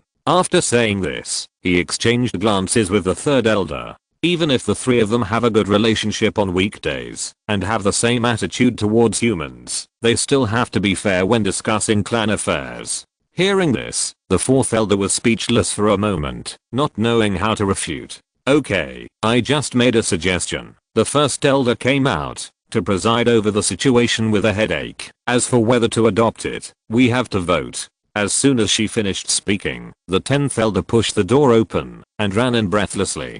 Before the other party had time to catch his breath, he hurriedly said, "Chief, the Civet Cat tribe sent a Civet Cat to report that a group of humans broke into the Civet Cat tribe's territory, and now they have been captured by the Civet Cat tribe leader and Civet Cats. They came to inform our Jade Rabbit tribe and ask for instructions from Lord Shen on how to deal with it.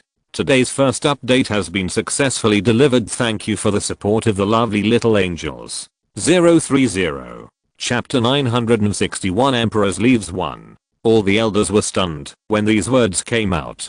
Tumaksu first subconsciously glanced at Wen Jiu, and after seeing that he was not abnormal, he replied, "There is no time to lose. I will go find Lord Shen first." After he finished speaking, he winked at Wen Jiu and then took him out of King Gai Hall. However, the man and the rabbit left in a hurry and did not notice the hidden gaze of the fourth elder. I don't know what the purpose of those humans is. I just hope they don't have any bad intentions. Tumaksu hurriedly walked in front. The Civet Cats are the most vengeful. If they really did something wrong, even you and I can't save them. As soon as he finished speaking, he heard Wen Jiu, who was following behind him, whispered, "It doesn't matter. I don't have to save them. I only brought my brother with me on this trip. I was worrying too much." He relaxed a little when he heard this. "I was afraid that you would think of the friendship of the same tribe and save them at all costs." He walked hurriedly at first because he was afraid that Wen Jiu would say something in front of the elders that those humans must be saved. Fortunately, the other party was reasonable and didn't mean to make trouble. Although he now believed that Wen Jiu and Chu Jian were good people, it didn't mean that he would naively think that all humans were good. In short, he just hoped that those humans who broke into the territory of the Civet Cats didn't do anything unforgivable to the Civet Cats. If something goes wrong with the Civet Cat tribe, then the cooperation between the Jade Rabbit tribe and Wen Jiu will have to be postponed. Tumaksu walked forward quickly while worrying, and soon arrived at the teleportation location of the corridor. He skillfully took out the token to open the teleportation array and dragged Wen Jiu straight to where DXIU was. Here, there were still birds singing, flowers blooming, and green grass, and all the animals were living their lives leisurely. "Lord Shen. Lord Shen."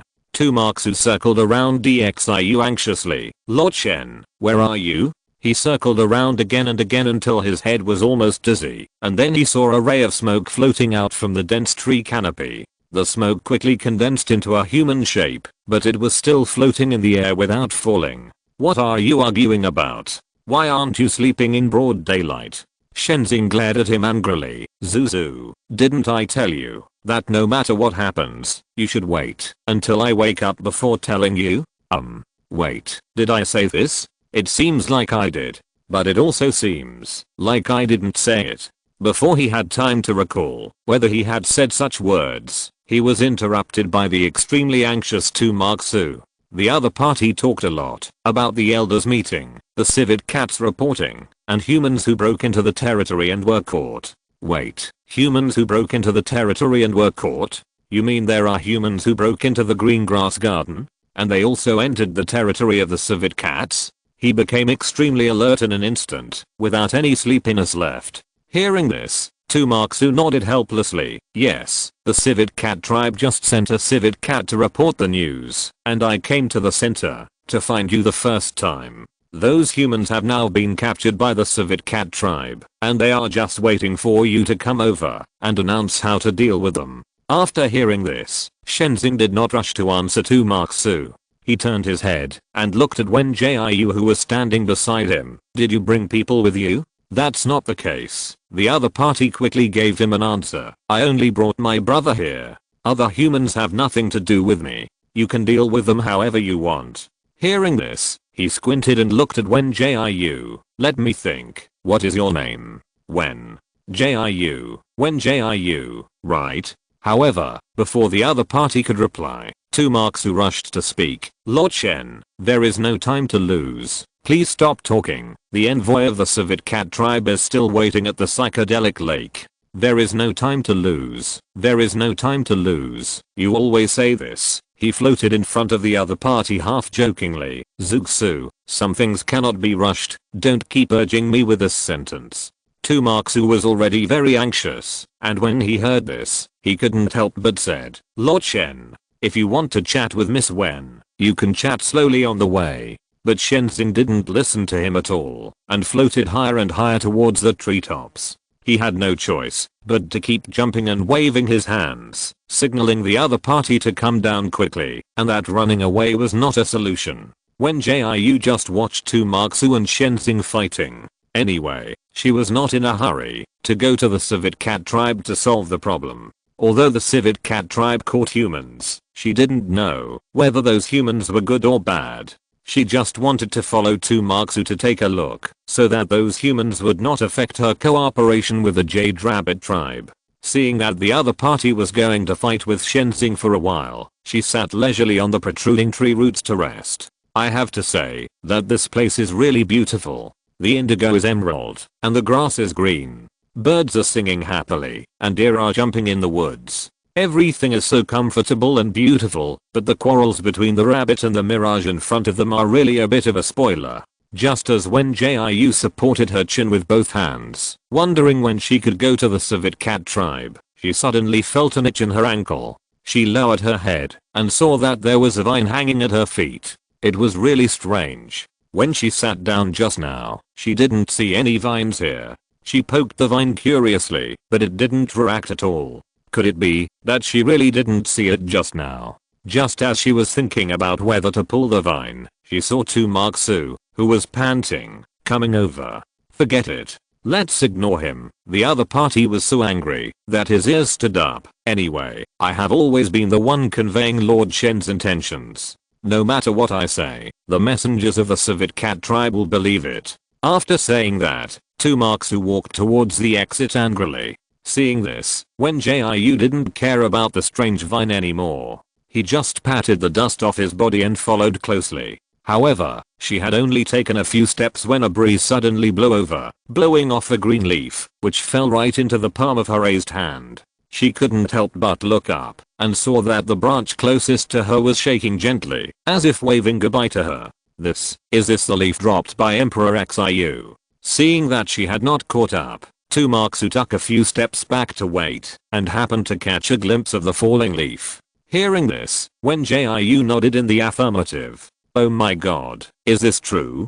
Tumaksu ran over excitedly. Emperor Xiu is different from those ordinary trees. He will not drop leaves naturally. Because Emperor Xiu is a self-aware sacred tree, each leaf condenses a trace of divine power, so it will never drop leaves at will. Even if Emperor Xiu falls into a deep sleep, those leaves will stay on the branches for 10 years, and will not fall off, no matter how windy or rainy it is. Today's second update has also been delivered on time. Please check it out. Little Angels 030. Chapter 962 Emperor Xiu's Leaves 2. Seeing this, Shenzing, who was about to turn into smoke and continue sleeping, immediately floated to Wen Jiu's side to check the leaf. Broadly oval, with serrated edges, and this extremely green color, like the best jade, without a trace of impurities. No matter how he looked at it, he could not deny that this was indeed the leaf that Emperor Xiu dropped. But he clearly did not feel the fluctuation of Emperor Xiu's divine power, nor did he notice any signs of Emperor Xiu waking up. Is Emperor Xiu about to wake up? Tumaksu did not dare to touch the leaf. Hearing this, Shenzing hesitated for a while before answering. No, I didn't notice any signs of him waking up. He just used his spiritual power to try to establish contact with Emperor Xiu. But he still didn't sense anything, still like a stone falling into a deep pool. Although there were ripples, there was no response. He looked at the leaf in Wen Jiu's hand, and was silent for a long time before he sighed. Maybe this is what the Xiu meant. Please be sure to keep this leaf. You can enter and exit the Xiu Valley freely with it in the future. Of course, this also includes here. Lord Shen. Tumaksu widened his eyes in surprise, but he didn't say anything in the end. After all, this was what the Xiu meant, and Shenzing also said so. Even if he was worried that this move would cause trouble, he couldn't say it at this time. It's not that he didn't trust Wen Jiu, but for so many years, no human had ever taken DXIU's leaf. Wait. He vaguely remembered that when the fourth elder told a story, he mentioned that more than 100 years ago, a human had taken the leaf and entered and exited DXIU Valley freely. It's just that he was not interested in the old story of the fourth elder, and he really couldn't remember more details for a while. Forget it, Zuxu, you just said that there are humans in the territory of the civet cats, right? Shenzing regained his serious expression. Let's go, I'll deal with it personally this time. As he spoke, he poked Tumaksu's ear. Hurry up and change back to your original form, I'm in a hurry. After the words fell, the other party quickly leaned into Wen Jiu's ear and whispered a few words, and then turned into a white and fat rabbit with a bang. He first put Tumaksu into his wide pocket, and the other party's head popped out after being put in. Okay, Miss Wen, are you interested in experiencing flying once? He looked at Wen Jiu, who had just put away the leaves, and extended his hand to the other party very gentlemanly. Hearing this, Wen Jiu couldn't help but raise his eyebrows curiously. Are you going to take me from here to the civet cats? He liked such smart people, and it was particularly comfortable to communicate with them. However, before he could answer, he saw the other party took out a long sword and then stood on it steadily. No need to carry me, I can fly by myself. Wen Jiu's hair had grown longer recently, so she tied it with a ribbon. Let's go, my speed is not bad, I should be able to catch up with you. Shenzing was happy when he saw this scene. It seems that you are more powerful than I thought, but there is one thing I need to remind you. You need to pass through several formations to leave here, and you can't pass through smoothly with only the leaves of Emperor Xiu. So, he paused for a moment deliberately when he said this, so you can only fly with me. After he finished speaking, he did not see any shyness on Wen Jiu's face. The other party just put away the long sword and then opened his arms generously. Okay, should I hang it on your back or on your neck? You really don't have the slightest bit of shyness of a woman, he complained speechlessly. Hearing this, Wen Jiu just shrugged his shoulders indifferently. What's the point of being shy at this time? If I'm shy, will money fall from the sky? Tumaksu, who was in his pocket, couldn't help but burst out laughing when he heard this. Shenzing was so angry that he stuffed Tumaksu back. Then he looked at Wen Jiu, who was standing beside him, picked him up and flew upwards. The imagined scream did not appear, and Wen Jiu even said comfortably, this wind is so refreshing, but can you fly faster? He suddenly regretted agreeing to go to the civet cat tribe with this man and rabbit. So he ignored the other party's words, but silently passed through the thick clouds, and flew straight to the territory of the civet cat tribe. If there is a place in the entire King Kao garden that he least wants to come to, it must be the forest, where the civet cat tribe is. There is no sunlight here all year round and the humidity is very heavy. I don't know what those civet cats think, and they actually live in such a place as their territory. Chief. Mao Zedong jumped over tree trunks in a hurry. I seem to see someone flying down from the sky, riding on clouds and mist, like an immortal. Hearing this, Mao Yu's frown instantly relaxed. Where is it? Take me there quickly. She jumped on the tree trunks, hoping that what she thought in her heart would come true. If that adult really came, then she wouldn't have to worry about dealing with humans. And the civet cats can take this opportunity to make themselves familiar with him, so that they won't only focus on the weakest Jade Rabbit tribe. She ran all the way with Mao Zedong, and finally saw what the other party said, someone flying down on clouds and mist. Seeing this, she quickly jumped to the nearest tree, just waiting for the person in the air to land on the ground to greet him. In just a few seconds, she saw a man in a green shirt slowly landing. But there was a bit of anger in the other's phoenix eyes, and the whole person was emitting a coldness that made cats afraid, which made her wonder whether she should go forward for a while. Chief, is this the legendary Lord Shen? Mao Zio cuddled in the leaves in fear. Why does he look so angry? Did our civet cat tribe do something wrong? Hearing this, Mao Yui wanted to comfort him. But she suddenly saw Shenzing holding a human woman, which made her heart hang in her throat in an instant. Could it be that their civet cat tribe really did something wrong, so they came all the way here this time? Is it too late for her to release those humans now? But she remembered that Shenzing clearly didn't like humans. Just when she was struggling, the cat Zio beside her couldn't help, but said in surprise, "Chief, look. Why did Lord Shen bring a human woman? Is it because we captured those humans?" After she finished speaking, she was silent for a while and then replied, "It shouldn't be. Lord Shen is not someone who will be swayed by emotions." Just after she finished speaking, she saw Shenzing took out a rabbit, and the moment the rabbit fell to the ground, it turned into the familiar appearance she was familiar with. Jiang, the third update has also been successfully delivered. Thanks again to the little angels for their support. Like Heart 030. Chapter 963 13th Military Region 1. It's really rare to find a place in the territory of the civet cats. 2 Marks who had just been in the pocket of Shenzing, and now he felt a little dizzy when he landed. "Can I sit on the ground and rest for a while? Anyway, the civet cats will come by themselves." In fact, he didn't like coming to the territory of the civet cats. Although there were many trees, and it was particularly lush in this place, the heavy humidity always made him feel particularly unbearable. After saying that, Shenzing looked at him with disdain. "It's only been a quarter of an hour. Are you so dizzy?" He wanted to refute when he heard this, but considering the other party's identity, he silently swallowed his anger. It doesn't matter, he can bear it, he is a ninja. Fortunately, his good friend Wen Jiu helped him at this time. "To be fair, you really didn't fly very well. You were wobbling, and you made me dizzy." As the other party spoke, he raised his hand and pressed his temple like a weak willow in the wind.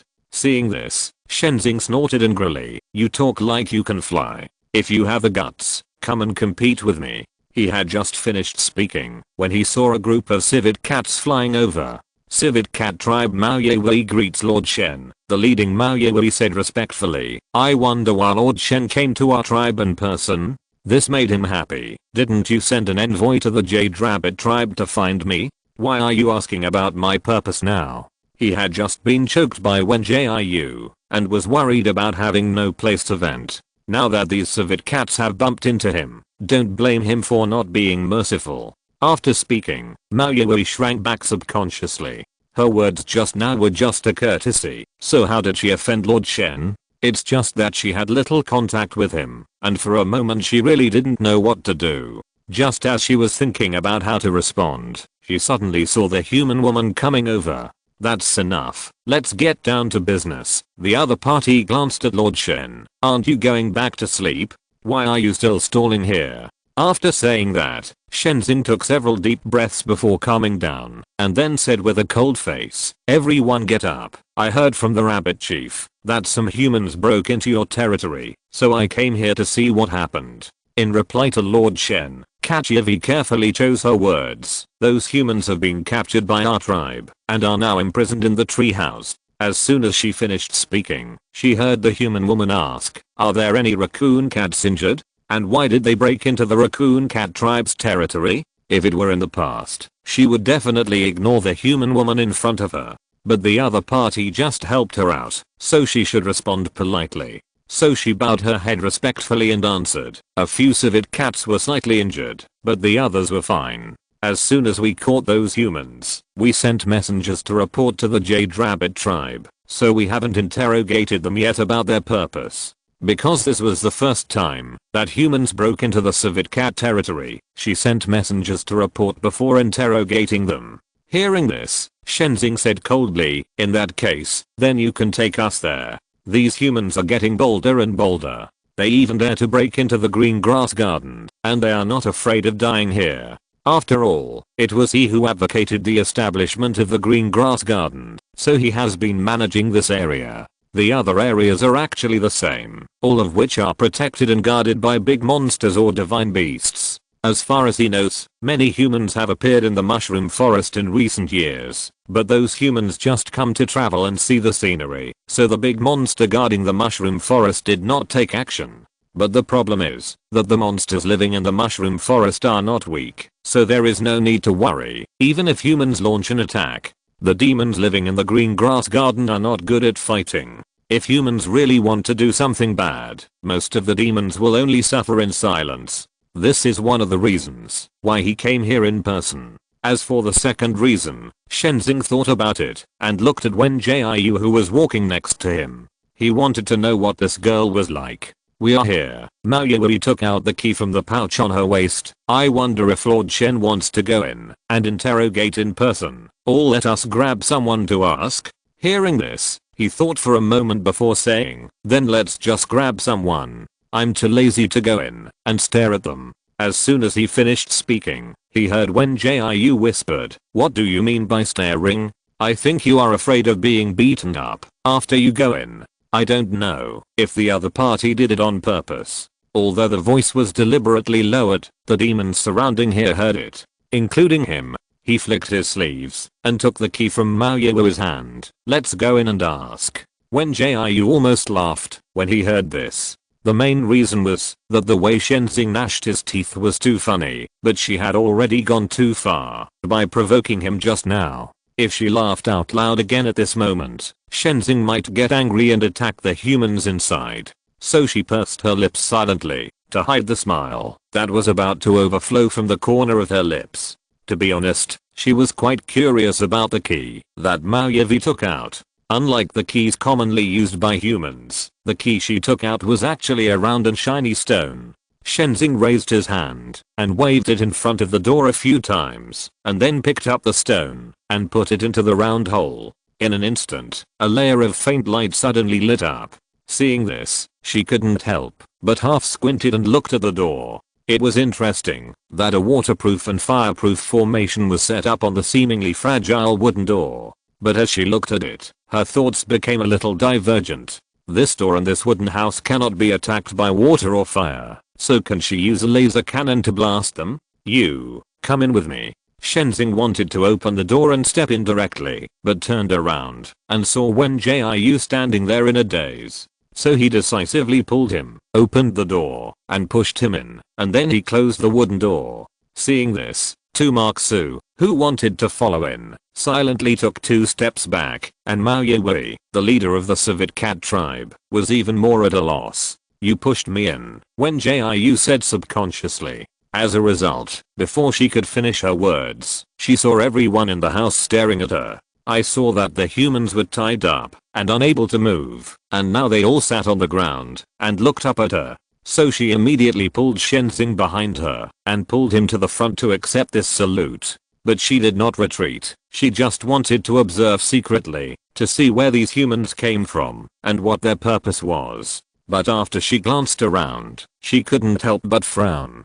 Today's first update has been successfully delivered. Please check it out. Little Angels 030. If you're listening to this novel on a channel other than Fanfic World, it means they downloaded and uploaded it without effort. We cordially invite you to visit our channel, Mundo Fanfic Novelos. There you'll find the original version of this story and you can explore many other novels of various genres. We're waiting for you to immerse yourself in a world of incredible novels. Chapter 964, 13th Military Region 2. Although these people were tied up by the civet cats and could not move, their eyes were firm and had a sense of majesty. Even in such a situation, they still straightened their backs and maintained their posture. During this long time, Wen Jiu had seen all kinds of people, but she had only seen one kind of people with such pride and persistence. That is, military soldiers. But how could there be military soldiers on the desolate star? When Wen Jiu thought of this, the federal news she had seen before suddenly flashed in her mind. Manxiangxing News. It is now July 27th. Star Yuan 210. The time of the federal headquarters. 95% of the personnel in the 3rd military district and the 5th military district have been arrested. 95%. That is to say, there are still 5% of the personnel who have not been caught. Then, could these people in front of her be the 5% that escaped? Just as she was lost in thought, Shenzing snapped his fingers lightly, and the room suddenly became bright. The other party then pointed to a man sitting in the corner. You, tell me why you want to break into this place. After the words fell, the man was stunned for a moment, and then he regained his serious expression and said, "We are just here to find DXIU Valley, not to break into this place intentionally." "Oh." Shenzing smiled carelessly, "Then why are you looking for DXIU Valley?" However, after his voice fell, the man in the corner stopped talking. Seeing this, he looked at another person. "You tell me." But these people seemed to have made an agreement. No matter who he asked, they refused to tell their purpose. So after asking a lot, he only knew that these people were looking for DXIU Valley, but he didn't know what their purpose was. He had been holding his breath in his heart and had not yet vented his anger. Now he met these dumb humans again, which made him more and more angry. So he stretched out his hand lazily, shot out a white smoke, and rushed straight to the human closest to him. As soon as the other party was hit by the smoke, he instantly fell into a state of confusion. "Since you don't want to talk, I'll just watch it." Shenzing glanced at these humans with contempt. "Let me see, you came to Kinkeo Garden 4 days ago. Well, you almost went to war with the Black Wolf clan who came to trade." Seeing this, the man who had been sitting in the corner and remained silent before couldn't help but frown and said, "What do you want? What did you do to my people?" "It's not what I want, but what you want."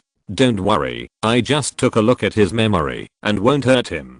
Shenzing answered the other party with a sneer, and then continued to talk about the scene he saw. In fact, if these humans had explained it well, he wouldn't have used this trick. But there was no way, they didn't cooperate, so he had to use this trick. Seeing that he was talking more and more, Cheng Xiao's mood fell to the bottom. "Oh. It seems that you guys are quite capable. You have all found the psychedelic lake." When Shenzing saw this, a trace of anger flashed in his phoenix eyes. "It's a pity that your minds are not right and you can't pass the test of the psychedelic lake." Hearing this, Cheng Xiao said with a gloomy face, "We are just going to DXIU Valley to find an old friend.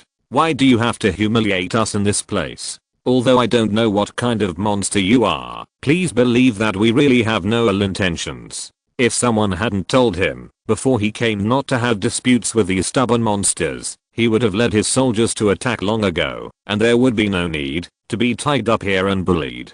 He wanted to remain silent and say nothing at first, but the monster in front of him was obviously not easy to fool, and the other party also had a very strange way of reading memory. If he didn't do something, I'm afraid that they would really be in trouble. "How did I humiliate you?" After quickly browsing his memory, Shenzing looked up at Cheng Xiao in the corner. "So you guys want to find DXIU?" Hearing this, Cheng Xiao could only grit his teeth and nodded. He had just wanted to break free and fight back, but he really didn't know why this seemingly vulnerable vine couldn't be burned off by the flame of supernatural power. He also winked at his teammates with gold supernatural powers, but they couldn't break the vines on their bodies either. It seems that the predecessors were right. This place is really weird. Just as he was thinking about how to get out of the predicament, he saw a bright girl slowly walking forward. He subconsciously looked at the top of the other person's head first, and didn't see the ears that symbolized the identity of the demon clan. Then he glanced at the girl again, and didn't see any symbols like the tail. It's just that the other person's ears are pointed, which is completely different from what ordinary people have. So after opening his mouth, he didn't say anything in the end. This planet is unregistered in the Federation, and is located in an extremely remote galaxy. Few people come here on weekdays. Even if they come, they only move around in a fixed area, and it is impossible for them to come to such a remote place. Moreover, this place is the territory occupied by the demon clan, so it is even more impossible for humans to move freely here. However, just when Cheng Xiao was lost in thought, he heard the strange girl whispered, "What do they want to do with DXIU?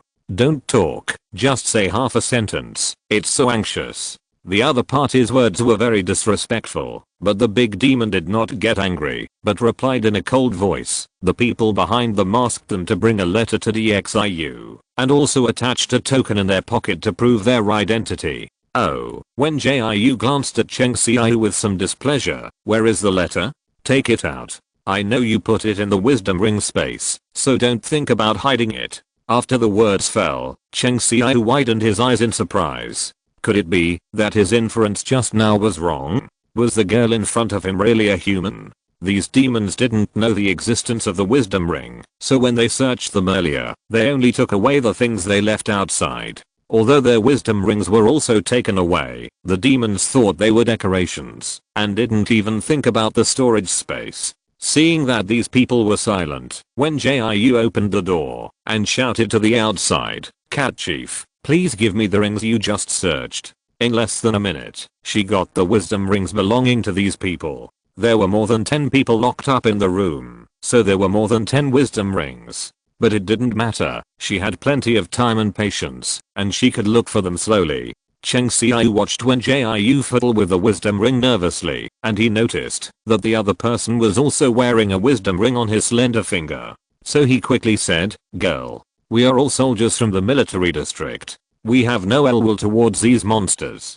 However, before he finished speaking, he heard Wen Jiu sneer, "I know you are soldiers from the military district, but why should I speak for you?" Today's second update was also successfully delivered. Thank you little angels for your support and love. 030. Chapter 965 13th Military Region 3. This question confused Cheng Xiu. He entered the military district when he was a child and was educated to protect all humans and defend justice and truth, so he could not understand why Wen Jiu refused to help them. Shouldn't people help each other, especially in times of crisis? Click. We are soldiers of the military district. He forgot the words he had originally thought of at this time. We fight outside and fight against interstellar monsters. Isn't it to protect your safety? Now that we are in trouble, shouldn't you help us? After speaking, Wen Jiu raised his eyebrows with interest. That's the truth, but I just don't like being kidnapped by morality. How about you try another way? I prefer fair trade. If you can provide me with useful information, then I will let the demon tribe outside let you go. Warm reminder, what I want to know may involve military secrets. In fact, she would not ask too much, provided that these people are from other military districts. If they are really the remnants of the 3rd military district, she will immediately report them to the Federation headquarters, and then get the title and reward of an enthusiastic citizen. After she finished speaking, Cheng Xiu fell silent for a while, and did not reply. Seeing this, she spread her hands indifferently. Let me ask the first question first. Which military district are you from? As soon as she finished speaking, a female soldier took the initiative to answer. We are from the 13th military district. The 13th military district? The Federation also has the 13th military district? Is the other party deceiving her? The female soldier seemed to see her doubts and cleared her throat and said, "We are really soldiers from the 13th military district. If you don't believe it, you can look for it in the pink wisdom ring. There is my identity token in it." Hearing this, Wen Jiu found the pink wisdom ring with half belief and half doubt. In fact, when she was thinking alone just now, she had remembered that the Federation did have the 13th military district. However, the 13th military region was ranked last, and it was said that it was still in name only, and few people mentioned it on weekdays, so she had not thought about it before. She originally wanted to throw the wisdom ring to the female warrior and let her wear it to find the identity token, but she changed her mind and thought that if there was any killer weapon in the space of the other person's wisdom ring, she would be in trouble. So she put the wisdom ring on her hand and used her mental power to forcibly break the seal. I don't know if her mental power is too strong or the version of this wisdom ring is too backward. In just a few seconds, she opened the storage space of this pink wisdom ring. Seeing this, Cheng Xiu's face became darker. At first, he thought that the girl in front of him was just a person who was hanging out with the demon clan. Unexpectedly, the other party not only sided with the demon clan, but also wanted to find out the information of their 13th military region. He originally wanted to keep silent and conceal it, but he never thought that the girl's mental power was so strong that she easily broke the seal of the wisdom ring. Is that it? A rectangular metal token was lying on the palm of Wen Jiu's hand. Yuan Kinga, an active medical soldier of the 13th military region. Hearing this, Yuan Kinga nodded slowly. Yes, now do you believe that we are soldiers of the 13th military region? In fact, she was betting that the girl in front of her had no ill intentions. She didn't know why. She felt that, although the other party's attitude was not very good, her nature should not be bad. However, the facts proved that she was right. After the girl confirmed the authenticity of the token, she asked the cold man beside her to untie her. I'm going to ask the second question now. When Jiu did not return the wisdom ring to Yuan Kinga immediately, how did you get here? Yuan Kinga sighed when she heard this. To be honest, we actually broke in accidentally, and we didn't expect this to be the territory of the demon clan. Seeing that the girl in front of her had no ill intentions, she briefly explained the whole story. Anyway, the other party already knew that they were here to find DXIU Valley, and the cold man must have known more things, so there was no need for her to hide these. We were indeed asked by someone to come to find DXIU, and the approximate location of Kinkeo Garden was also revealed by that person. However, we didn't have a specific direction, so we could only run around like headless flies. Then she talked about how they found Kinkeo Garden, and how they carefully avoided those monsters. Later, we finally arrived at a big lake. We didn't know what kind of defense devices there were, but we all fell into a strange illusion. When we woke up again, we were lying on a green grass, and there was a person with a pair of rabbit ears next to him. We saw that he was carrying a lot of fresh vegetables, fruits, and melons, so we traded some unimportant things. But those things are still very valuable, but they are not important to us. When Jiu knew this matter clearly, because the rabbit-eared man who made the transaction was too bang from the Jade Rabbit clan. So she asked, then what? Where did you go? What did you do? After that, Yuan Kinga immediately said, because we don't know where the Emperor XIU Valley is, although we asked the rabbit-eared man, he also said he didn't know, so we changed the direction, and continued to explore. As a result, we walked into a vast grassland, and all we saw were humans with white wings. Oh. There were also people with sheep or cow horns on their heads, but they didn't welcome our arrival, and they directly changed back to their original form, and started chasing us wildly. The person who asked us to come here told us not to get into trouble with the demon tribe, so we had to run non-stop. Who knew that we would run here? We were a little tired at that time, and we were caught, because we relaxed our vigilance for a while. After listening to Yuan Kinga's narration, when Jiu nodded in understanding, it seems that these humans really entered the territory of the civet cat tribe by mistake, and were caught as invaders, and were scratched by a group of civet cats. TSK. Luckily she had Fox Kiki and Fox Baba with her, so she wouldn't be attacked by these indigenous monsters. Seeing that her complexion looked better, Yuan Kinga forced a smile and asked, what's this lady's name? Oh, my last name is Leng, and my given name is Ki. When Jiu didn't reveal her name directly, for fear of causing unnecessary trouble. Hello, Miss Leng Ki. The other party bowed respectfully. Since Miss Leng Ki already knows the whole story, could you please spare us? Hearing this, before she could answer, she heard Shenzing say in a cold voice, no, you must take out the letter to DXIU, otherwise don't even think about leaving this cabin. Source.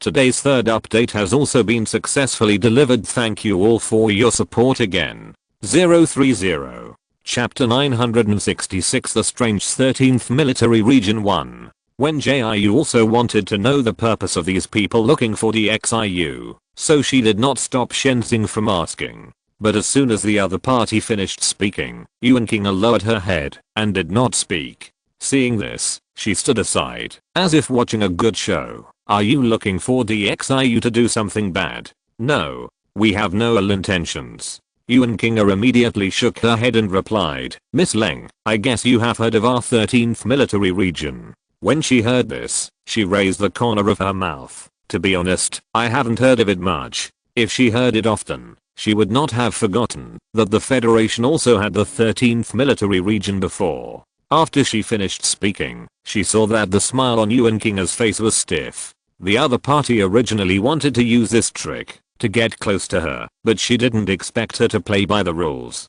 Shenzing naturally saw through Yuan Kinga's intention and warned coldly, this is the territory of the demon clan, don't try to solve it with your human way. After he finished speaking, everyone in the room fell silent again, and even Yuan Kinga sat back on the ground in despair. Seeing this, he just sneered, okay, since you don't want to say it actively, then I will have to find them one by one. As he said this, he looked at Wen Jiu on the side and signaled him to continue flipping through the so-called wisdom ring. Wen Jiu was not a good person, and she had no friendship with these people in front of her, so she naturally stood on the side of the demon clan at this time.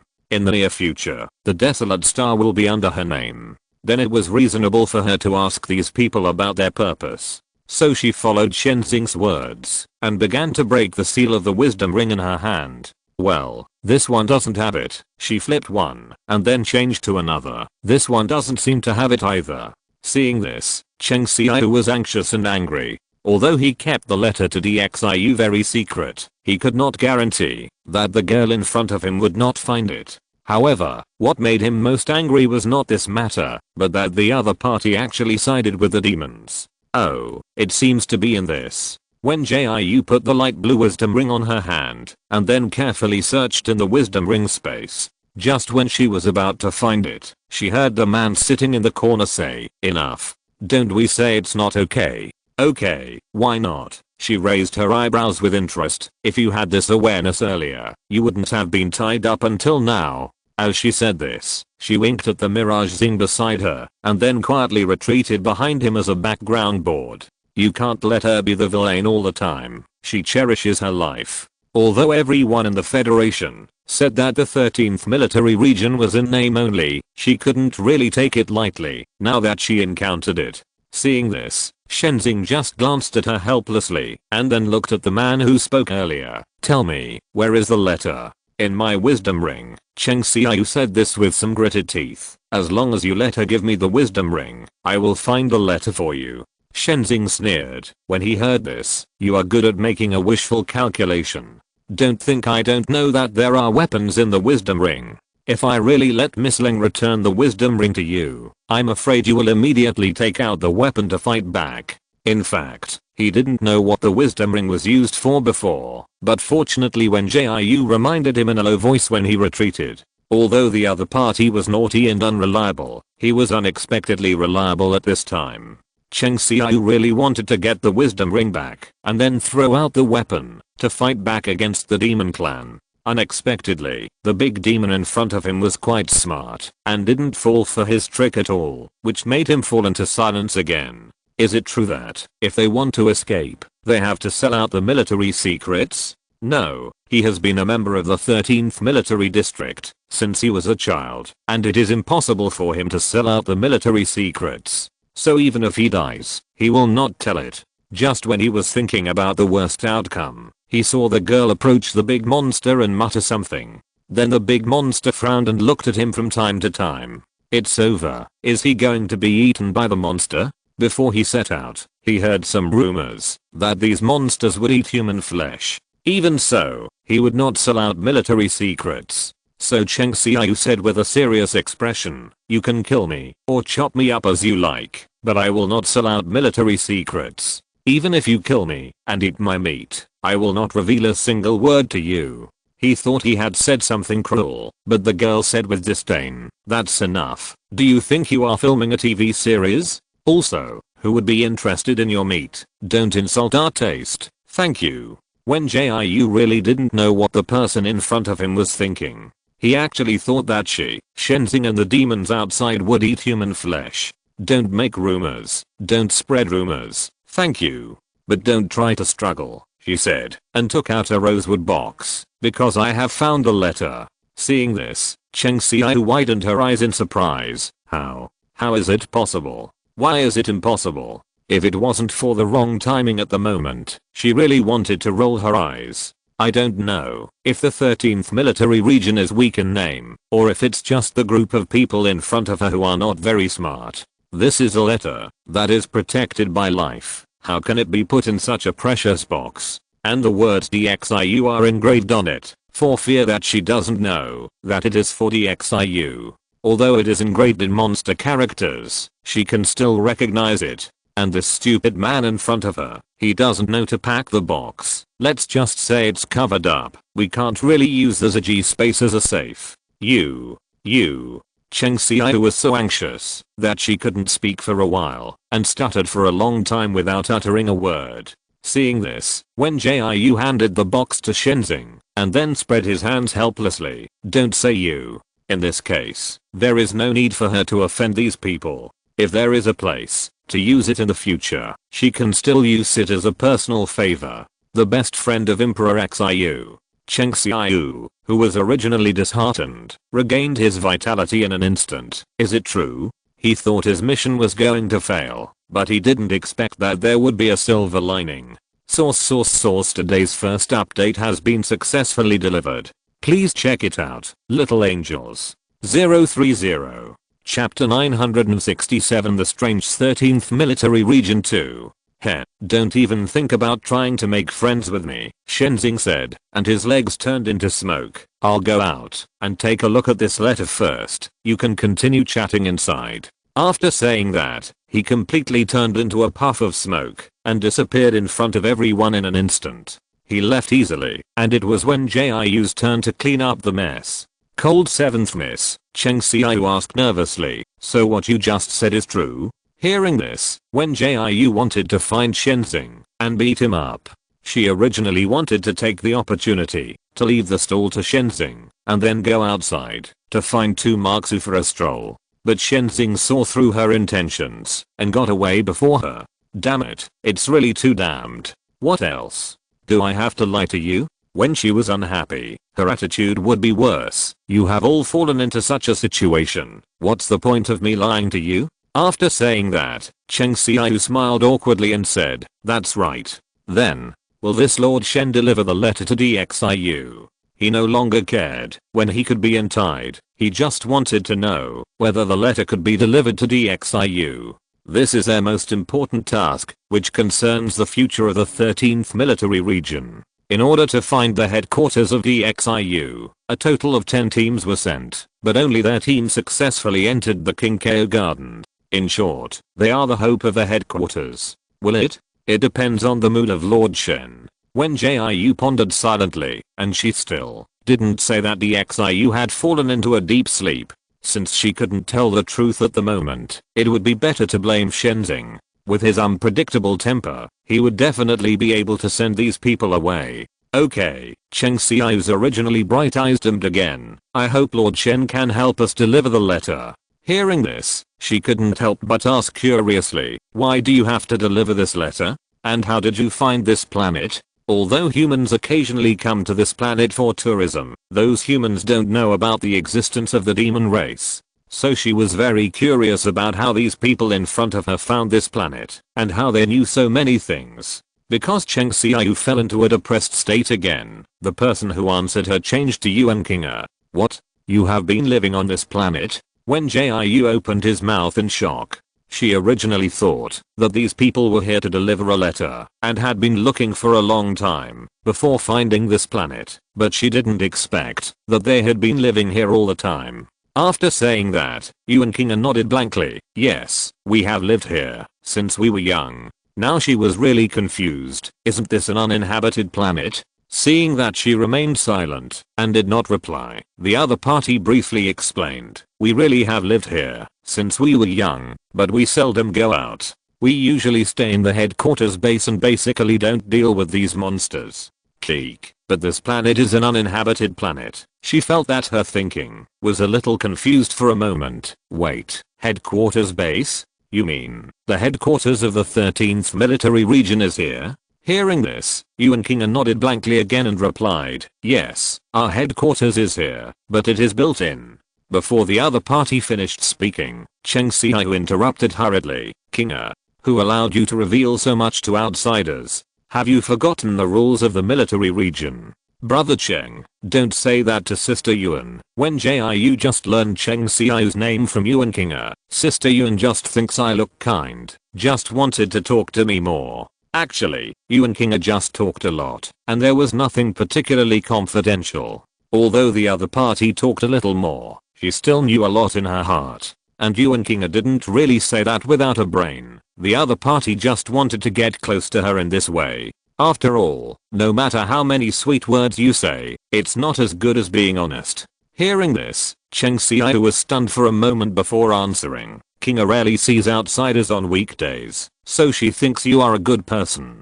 but I know you have no good intentions, so don't think about confusing me. What a confident man. Why would she want to confuse the other party? Yeah, yes, I have no good intentions. Wen Jiu rolled his eyes unceremoniously. Then you stay in this cabin. Well, I'll take Sister Yuan out for a walk and eat something.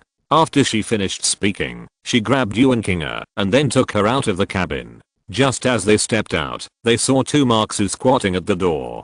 Come out? The other party looked over with curiosity. Why did you bring a human out? Wen Jiu shrugged nonchalantly. Because I think she and I are destined to be together, so I brought her out to relax. By the way, did you bring any food? Although there was food stored in her wisdom ring space, she would naturally choose to take it for free. Hearing this, two Marksu shook her head helplessly and replied, no, but I can take you to find food.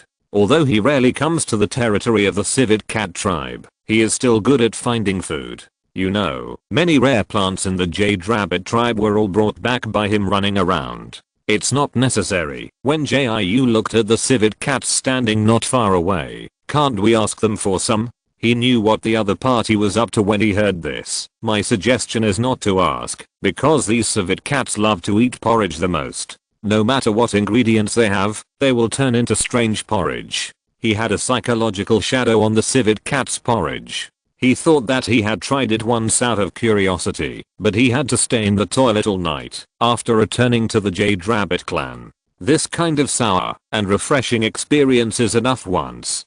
Then let's go find food, or eat what I have here first. When Jiu saw that two Marksu's face turned pale and blue, and he knew that the civet cat's porridge must be a killer. She cherished her life very much, so it was better not to take this risk. So she took out a box of snowflake crisps from the wisdom ring space. Here, eat some of this to fill your stomach, she said, handing the box to Yuan Kinga. Let's go, we'll talk and find food while walking. The other party was flattered and took the snowflake crisps. Excuse me, Miss Leng, what kind of food is this? After the words fell, two Marksu's eyes flashed with a hint of surprise, but he immediately understood and didn't ask any more questions. When Jiu patiently explained, this is the snowflake crisps bought from the Star Network supermarket. It is very popular on the Star Network now. Today's second update has also been successfully delivered. Thank you for the support of every lovely little angel. 030. Chapter 968 Emperor Xiu's leaves 1. Yuan Kinga has always known about the Star Network supermarket, but she has never bought anything there. One reason is that this planet is too remote, and the Star Network supermarket does not have a delivery channel. The other reason is that the situation in the 13th military region is very special, and the teachers always teach them to have less contact with the outside world. So she didn't know about the existence of snowflake crisps, nor did she know the popular trend on the Star Network. Try it? When Jiu saw that she had been standing there stupidly without reacting, so he took back the box and opened it, and then took out another bag of snowflake crisps. Seeing this, she quickly took the snowflake crisps from the other party's hand. Okay, thank you. She originally wanted to open the package and eat it directly, but when she thought of Wen Jiu's help to the demon clan just now, she hesitated for a moment.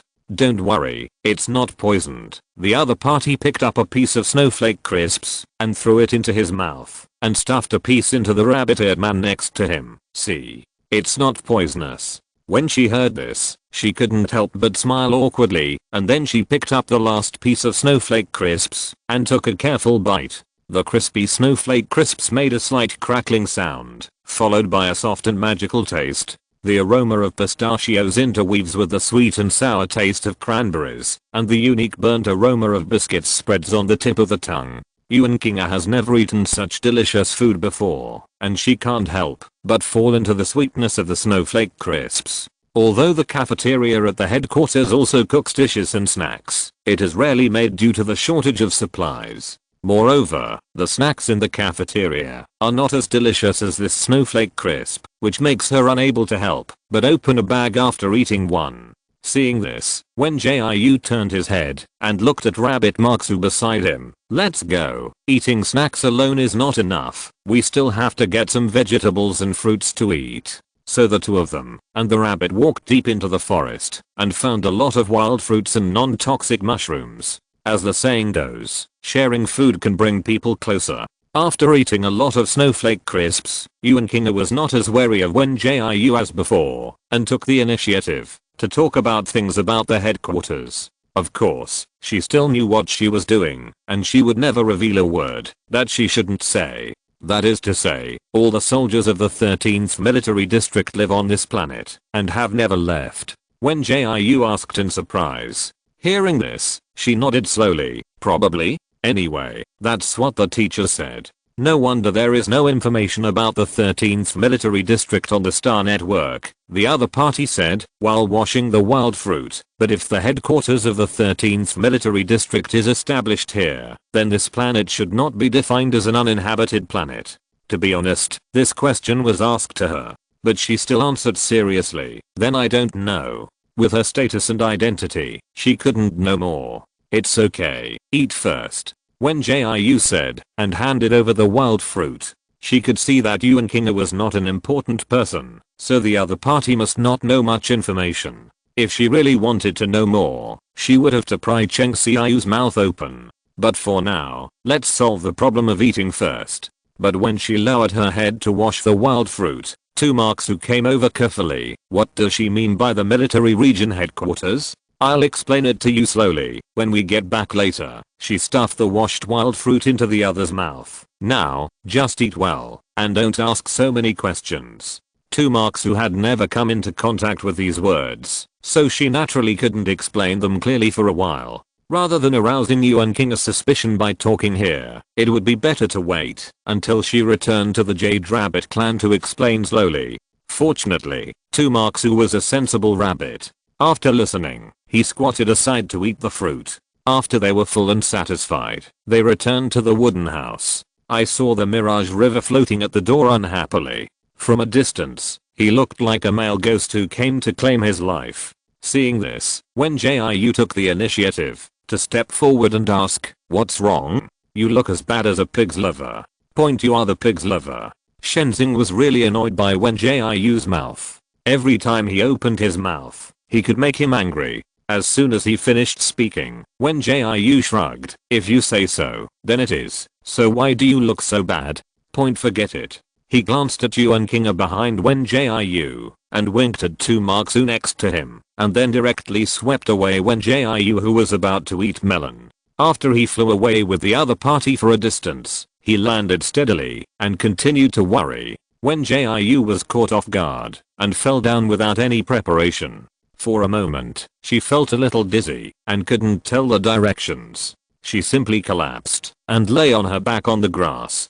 "Don't be silent." She picked up a stone and threw it at Shenzing. "You look so sad. Are you waiting for someone to comfort you?" The other party dodged nimbly and then gritted his teeth and said, "Anyway, I'm not waiting for you to comfort me. I just finished reading the letter they want to send to DXIU, so I feel a little complicated for a while." "Oh, then can you tell me more?" Wen Jiu half closed his eyes lazily, enjoying the warmth of the sun. In fact, she was not interested in what was written in the letter. She just wanted to know why Shenzing was so depressed. After all, Shenzing was the boss of King Kao Garden, and she would come to King Kao Garden often in the future. In this way, the other party was also considered her half-partner, so she should naturally care about him. After saying that, Shenzing hesitated for a while before slowly speaking. "They want to seek DXIU's help, saying that some military district is in danger." "Huh? There is such a thing?" Wen Jiu looked at him curiously. "But what does the military district being in danger have to do with you? It makes you so sad." Shenzing sighed lightly and took out a leaf from his sleeve. "This is the token sandwiched in the letter. You should recognize it, right? This is DXIU's leaf." Wen Jiu answered blankly. "Does it mean that they still know DXIU?" "No, didn't DXIU fall into a deep sleep more than 100 years ago? Even if humans have a hibernation chamber, it is difficult to live that long." She carefully calculated that, even if there were really humans who knew DXIU, the other party could not have lived until now. So it is very likely that the people from the 13th military district borrowed the token. Thinking of this, she looked at Shenzing and asked, when did Emperor Xiu fall into a deep sleep? I can't quite remember. He shook his head helplessly, probably more than 100 or 200 years ago. Anyway, he didn't sleep for a long time. Well, she shouldn't expect Shenzing to remember. This is the third update of today. Thanks again to the little angels for their support. Chapter 969 Emperor Xiu's leaves 2. For a monster like Shenzing who has lived for a long time, more than 100 or 200 years is just a matter of a snap of the fingers. If his best friend Xiu had not suddenly fallen into a deep sleep, he would probably not bother to remember what happened during this period. However, in his current state, even if he wanted to remember things, it would be in vain. Then let me change the question. When Jiu pinched his eyebrows helplessly, it stands to reason that humans should not appear in the territory of the monster clan, right? Then there should be only a handful of humans who Xiu has given leaf tokens. So do you remember which human leaves Xiu gave more than 100 years ago? After hearing this question, he thought for a long time, until the other party lost some patience and answered, I don't remember, I can't remember. When Jiu suddenly didn't want to talk anymore. Why should she expect a monster with disordered memory to remember all kinds of things? Forget it, she should go back to Cheng Xiu to get some words. In fact, she didn't intend to take care of this matter, but the problem was that she learned from Yuan Kinga that the headquarters of the 13th military region was on the Desolate Star. She had previously told Meng Yehan that the cooperation had been reached, and the other party began to arrange the purchase of the desolate planet.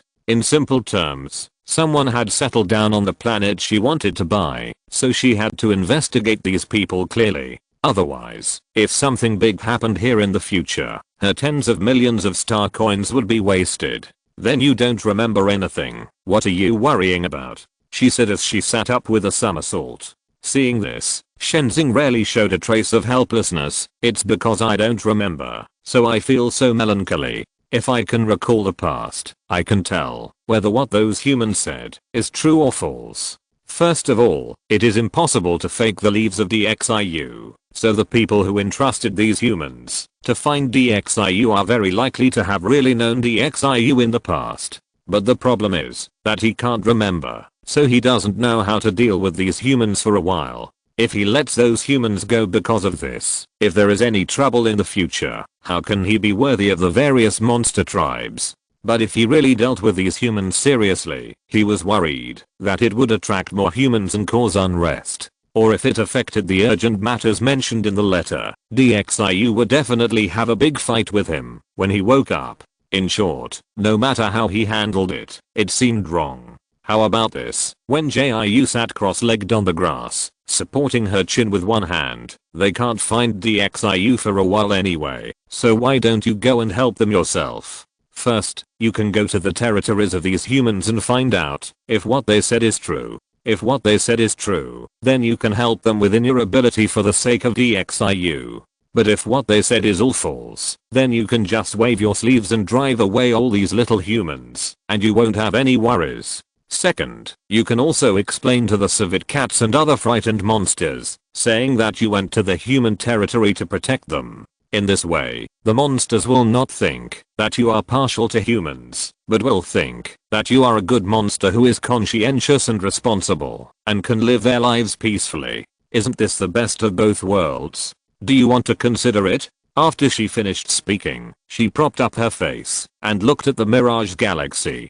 The other party still remained half demonized, floating half a meter above the ground. Time passed by minute, and Shenzing raised his eyelids and asked, why do I feel like you are trying to trick me? I would never trick anyone, but you. She smiled harmlessly, and I'm just making a suggestion. I didn't say you have to do it. The main reason was that she needed a suitable reason to go to the headquarters of the 13th military region to take a look. Although she dug a pit for Shenzing to jump into, she could guarantee that the other party would not be hurt. After saying that, Shenzing smiled a little yin and yang. I think you are eager for me to do this. You want to trick me, but you are still inexperienced. In fact, he had thought about it for a long time before, and he couldn't think of a better way. It must be said that the suggestion proposed by Wen Jiu was indeed the most suitable. After weighing the pros and cons, it not only preserved his reputation among the demons, but also prevented the demons from saying that he was too close to humans.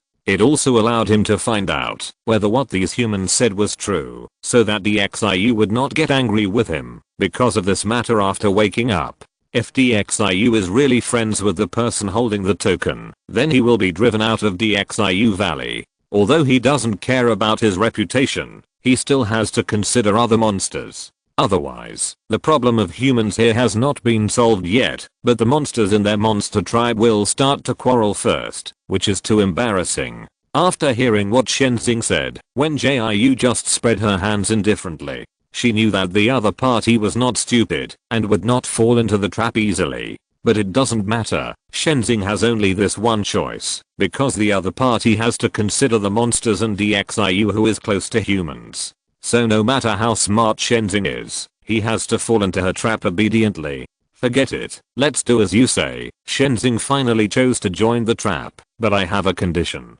Hearing this, she blinked her eyes. What condition? Let me make it clear first, I can't take star coins. I'm very poor. Who cares about the currency of your human society? The other party said with disdain. I only have one condition. That is, you have to go with me when the time comes. And no matter what happens, you must stand on the side of the demon clan. Well, Shenzing's divergent thinking is too powerful. He actually thinks that she is in the same group with Cheng Xiao and others. But it's normal to think about it. After all, she helped Cheng Xiao and others before, so it's no wonder that Shenzing would be suspicious. So she agreed very readily, which made the other party who was secretly guessing confused. Shenzing squinted his eyes and looked at her for a while, then said lazily, I'm a great demon born between heaven and earth, so don't think that you can agree not to do it.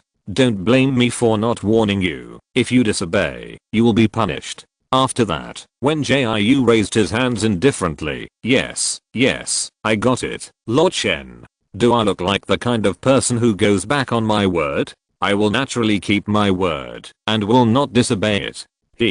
I think you look like it. Shenzing stretched out a hand after mocking. Let's go. Go back and deal with those humans quickly. Don't keep them and scare those civet cats. Report. The little author delivered the first update of the day with a grunt. Chapter 970 13th Military Region Headquarters 1. No. I strongly disagree with this. Cheng Xiao glared at Wen Jiu with dissatisfaction. His face was full of anger. If he was not bound by vines at the moment, he would have rushed up to argue with Wen Jiu. The kind of fist. I told you, DXIU is really not here. Wen Jiu shrugged nonchalantly, and I have read the content of the letter before. Isn't it asking DXIU to go to the headquarters to reinforce the formation? Lord Shen can also do this. Hearing this, he was so angry that the veins on his forehead bulged. I said no. We only want DXIU, not Lord Shen. Before they set off, the commander-in-chief repeatedly told them to find DXIU and bring him back to the headquarters.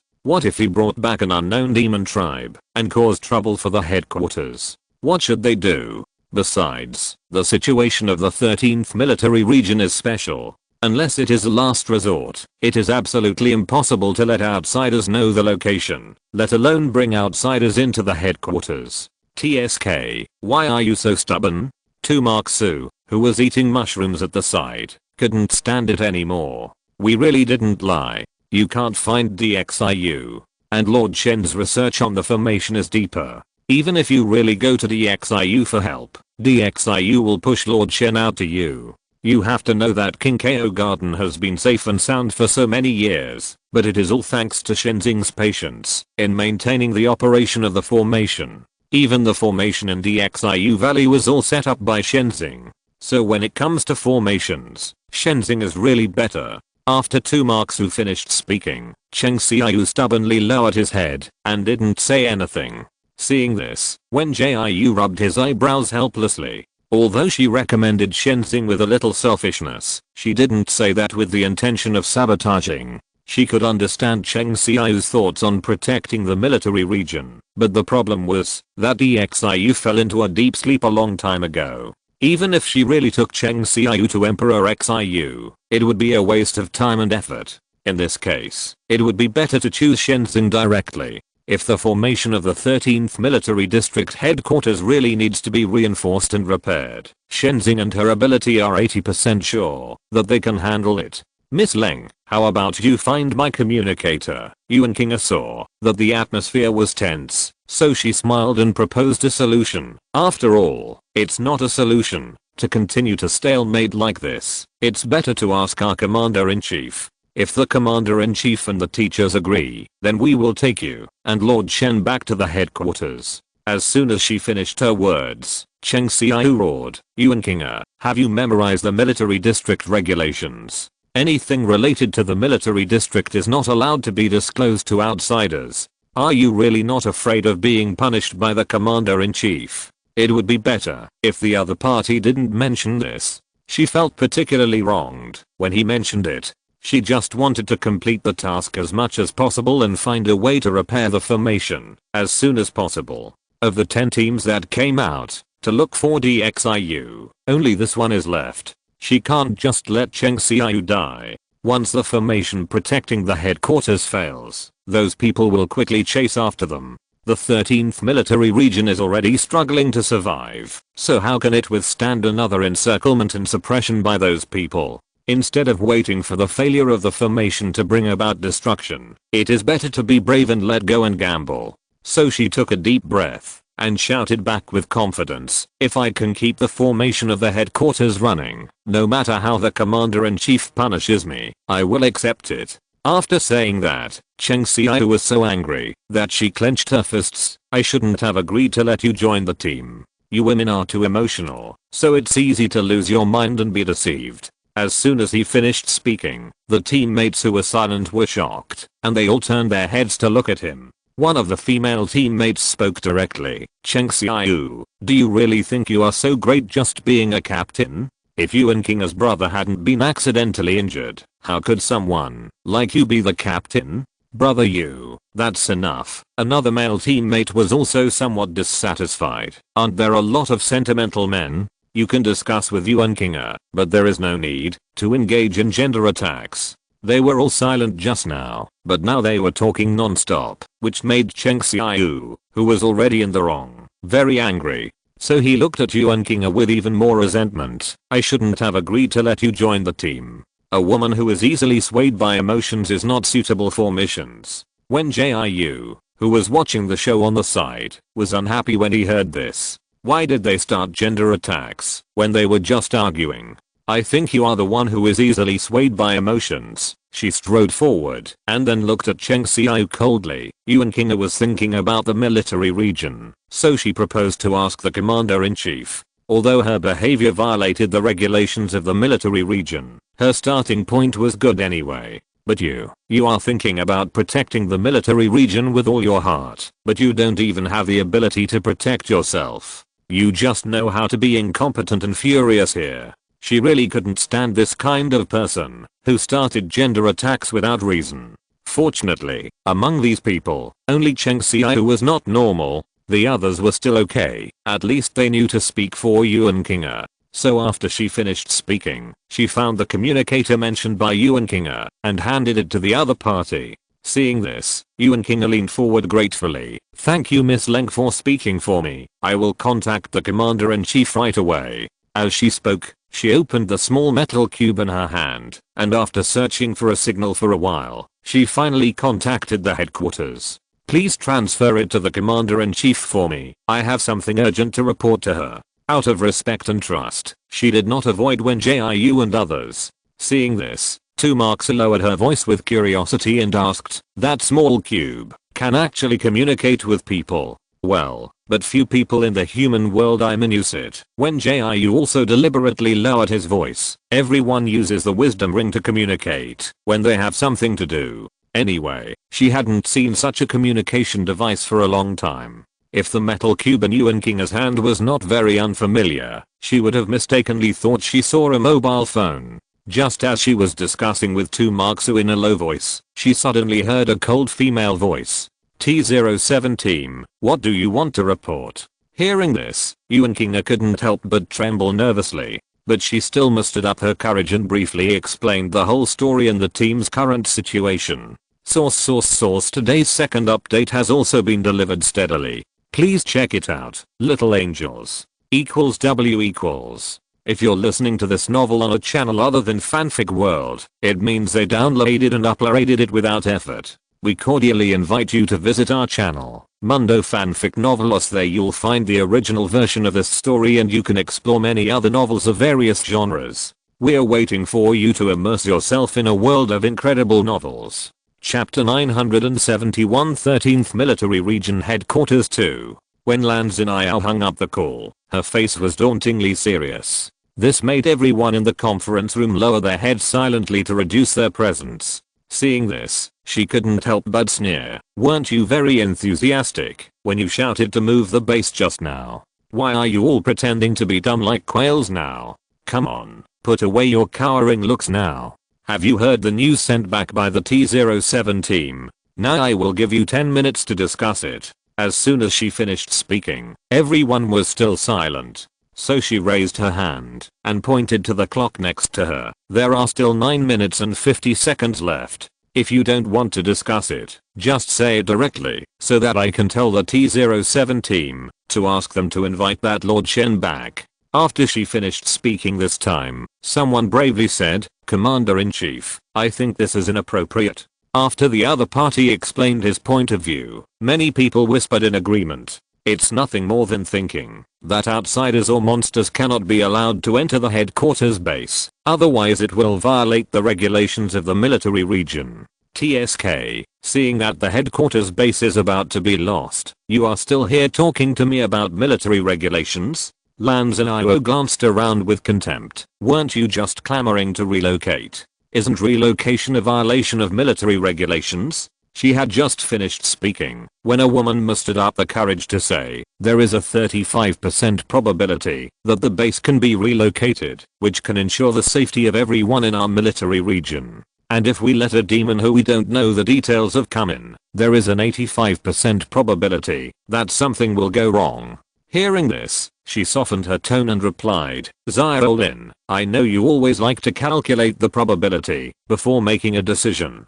but have you ever thought that once the formation is completely ineffective, there is a 100% probability that our 13th military region will be finished? It's not that I don't agree with relocating the base, but I proposed it 3 years ago, but you all thought that this method wouldn't work at the time, and you had to take the old commander's token to find Emperor Xiu. In the end, Emperor Xiu was not found, and time was wasted. Seeing that the formation can only support for half a year at most, you told me to relocate. Excuse me, do you think it's too late to relocate now? Where can we find another place to stay? There are more than 4,000 people in the entire 13th military district. Although this number is very small compared to other military districts, it is not easy to find a place to accommodate so many people. In fact, Lan Xinyao had been preparing for the relocation a long time ago, but that was her worst case plan for the failure of the formation. After all, other planets are not better than here. They are not noticed by the Federation, and are not known to ordinary people. If the 13th military district really reaches the point of relocation, it is actually tantamount to returning to the public eye. It means that they will face those people again. After hearing this, Lin Zitao lowered her head in shame. Because she was one of the people who refuted Lan Xinyao 3 years ago, she didn't know how to answer for a while. Then we can't let outsiders in, a middle-aged man frowned unhappily. If there is only one demon tribe, it's fine, but there is a human following. If this human is a spy sent from there, then wouldn't our years of hard work be in vain? Hearing this, Lan Xinyao sighed softly. So what? If she is, it's just to speed up our reappearance in the world. But if she is not, then our formation of the hidden base can be maintained. As soon as she finished speaking, the middle-aged man sneered. Do you believe that Lord Shen, who has never heard of anything, can strengthen and repair the formation of the base? Sure enough, you are still too young, and you are easy to trust others. Although she is only 30 years old this year, she is indeed younger than the commanders-in-chief of other military regions. But the problem is that she is capable So what does it matter if she is younger and less experienced? She knows that the middle-aged man in front of her has always wanted to take her position. But the other party's ability is not as good as hers, so he can only be the commander of the army. So if it was normal, she would not bother to say more. Anyway, she has long been accustomed to the difficulties of such people. But now she was in a bad mood, so don't blame her for being merciless. Then you tell us what to do. Share with us your clever brain, what brilliant ideas you have come up with. Lan Zinai had just said this, and everyone knew that she was going to get angry again. Seeing this, Lin Zitao, who was in the same camp as the middle-aged man, hurriedly said, "Commander Lan, don't be angry. Colonel Bei didn't mean that." What does that mean? She hated that every time she argued with Colonel Bei, it was this dull girl in front of her who stood up. "Get out of the way. Don't be a shield like a fool." She said this and glanced at the others. "There are still 4 minutes and 36 seconds left. You should start thinking about whether to let the person in or not. Otherwise don't blame me for making the decision alone." After the words fell, the others immediately started discussing, fearing that her anger would hurt them by mistake. Colonel Bei seemed to be staying out of the matter. He even picked up the teacup and took a sip slowly. But before he could swallow the tea in his mouth, he heard Lan Zinai's cold voice. "Oh, you can go out and run laps now." The other party smiled and raised the water cup. "Let's toast to you for violating the military district regulations." He didn't react when he heard this. When did he violate the military district regulations? Lan Zinai seemed to see through his thoughts. "Just now, I asked you to share your ideas, but you kept your mouth shut. Disobeying the commander-in-chief's orders, isn't it a violation of military regulations? You are clearly making up stories." He was so angry that he slammed the water cup on the table, splashing tea everywhere. However, Lan Zinai didn't even look at him and shouted directly to the soldiers guarding outside the door, "Come here and ask Colonel Bei to go out and let him run 10 laps around the training ground. You must watch him run, otherwise I will hold you accountable." As soon as the other party finished speaking, the soldiers outside immediately pushed the door open and walked straight towards him. Although he knew that Lan Zinai had always been domineering and willful, he didn't know that the other party was so bold. Seeing this, Lin Zitao hurriedly said, "Commander-in-Chief Lan, Colonel Bei just came back from a mission, and his injuries have not healed yet. How can he withstand such a toss?" Lan Zinai couldn't help but raise the corners of his mouth after hearing this. "Oh, why did I forget about this? Then add 5 more laps." Today's third update has also been successfully delivered. Thank you every little angel for your support and company. 030. Chapter 972 ready to go 1. Everyone present knew Lan Zinai's temper very well, so except for the people under Colonel Bei, no one else dared to stand up and refute anything. This made Lin Zitao very anxious and said, "Commander Lan, Colonel Bei's injury has not healed yet, and he really can't stand this kind of tossing." She knew that Lan Zinai and Colonel Bei had never gotten along, but after all, she was brought up by Colonel Bei, so she naturally couldn't sit back and watch. "If you defend him one more time, I will give him 5 more laps." Lan Zinai was really speechless about this dull girl. In fact, Lin Zitao's character is not bad, but she is very rigid in doing things, and she is still stubborn and inflexible. For example, now, everyone knows to keep their heads down and not say anything, but the other party insists on running into the muzzle of the gun. So she was too lazy to say anything more to Lin Zitao, and directly asked the soldiers to carry Colonel Bei out. Seeing Colonel Bei's face as pale as a pig's liver, she didn't know how happy she was in her heart. Don't think that you can make trouble here, just because you have seniority and seniority. When Lin Zitao saw her asking the soldiers to take Colonel Bei away, the other party immediately ran out with her in a hurry. Seeing this, she just looked away nonchalantly. "The time is up. How did you discuss it?" After the voice fell, everyone's expression was different. "Don't be silent. Speak up when you need to." Lan Zinai picked up the water cup and took a sip speechlessly. Team T07 is still waiting for a reply. "If you don't have any objections, then I will allow them to bring people back." After she finished speaking this time, a young man stood up.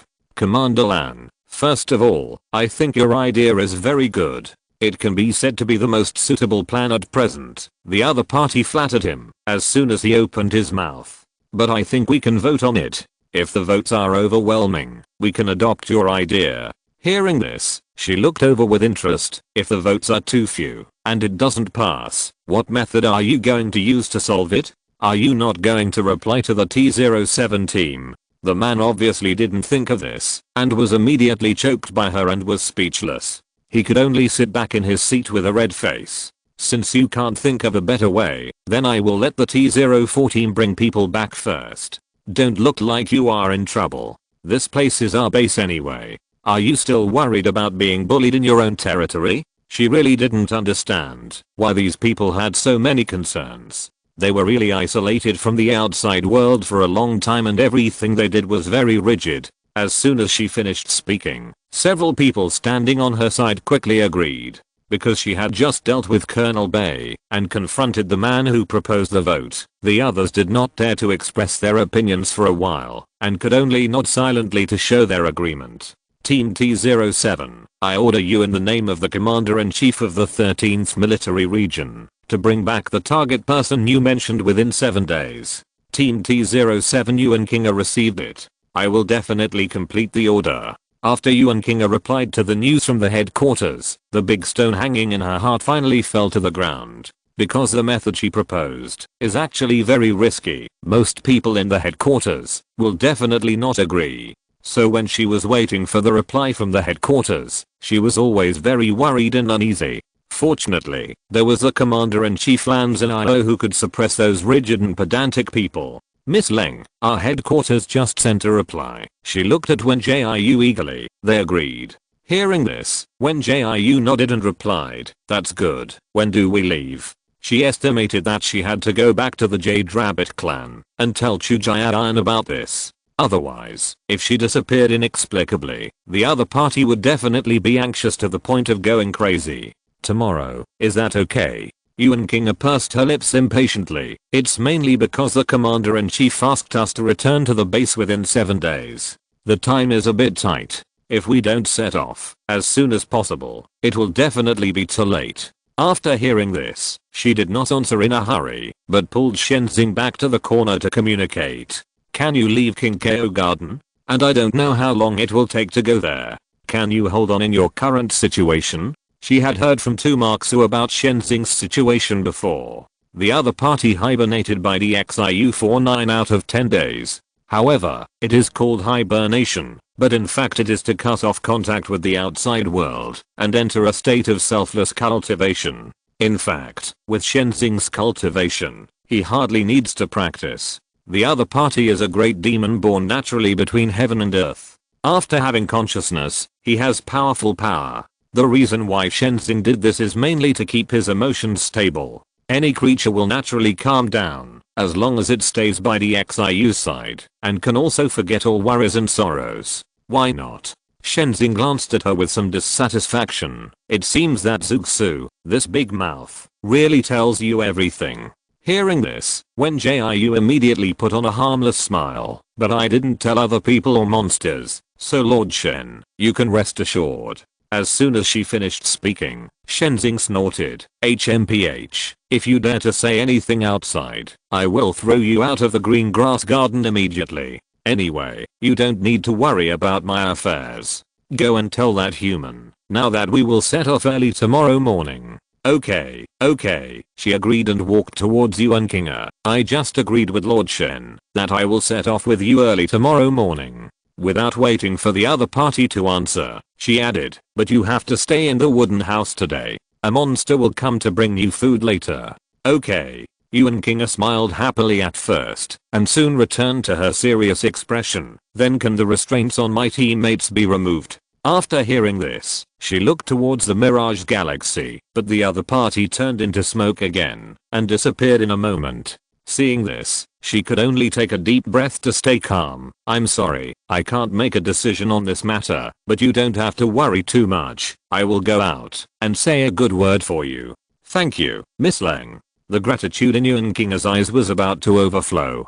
But just as her voice fell, she heard Cheng Xiaoyu said sarcastically, Yuan Kinga, you are really stupid. She is the lackey of that Lord Shen. What's the use of saying more good things? We still have to stay like prisoners, and we can't even get our own wisdom rings. Cheng Xiaoyu, don't say that to Miss Leng. She is sincerely helping us. She really couldn't understand why Cheng Xiaoyu still had such a bad attitude at this time. It would be fine if the other party insulted her just now, but why is he scolding others now? Today's first update has been successfully delivered. Thank you little angels for your support. 030. Chapter 973 ready to go to. The T07 team was not Cheng Xiaoyu, so the team members did not accept him as the captain. Although he has been working hard to prove himself, everyone still thinks that Yuan Qing's brother is the captain of the T07 team. This led to him not liking Yuan Qing, no matter how he looked at her, so that now his mentality collapsed, and he used dirty words to humiliate her, and even Wen Jiu, who seemed to be on good terms with Yuan Qing, was dragged into the scope of his verbal attack.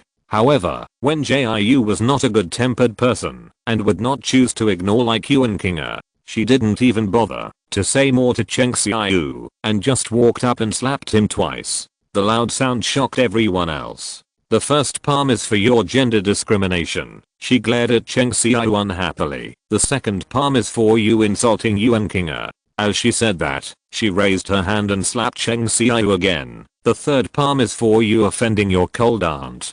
To be honest, she hated this kind of incompetent and angry people the most. No matter whether they were men or women, they would be beaten up by her. It was only because she had to go to the headquarters of the 13th military region that she did not drag Cheng Xiaoyu outside to teach him a lesson. Okay, I'll go out and discuss with the demon tribe first. She ignored Cheng Xiaoyu, who was beaten so hard that he was dizzy, and just left the cabin after she finished speaking. After she left, Yuan Qing sighed softly. Captain Cheng, when we return to the headquarters, I will report everything that happened to the commander-in-chief truthfully. You should take care of yourself. After the words fell, Cheng Xiaoyu was still in a daze, so he did not speak out to answer these words. TSK, he deserves it. The female teammate near the door sneered, with his hypocritical face. He should have been dealt with long ago. The male teammate next to him couldn't help but sigh heavily when he heard this. Although Cheng Xiaoyu's words are not very pleasant, his performance on weekdays is pretty good.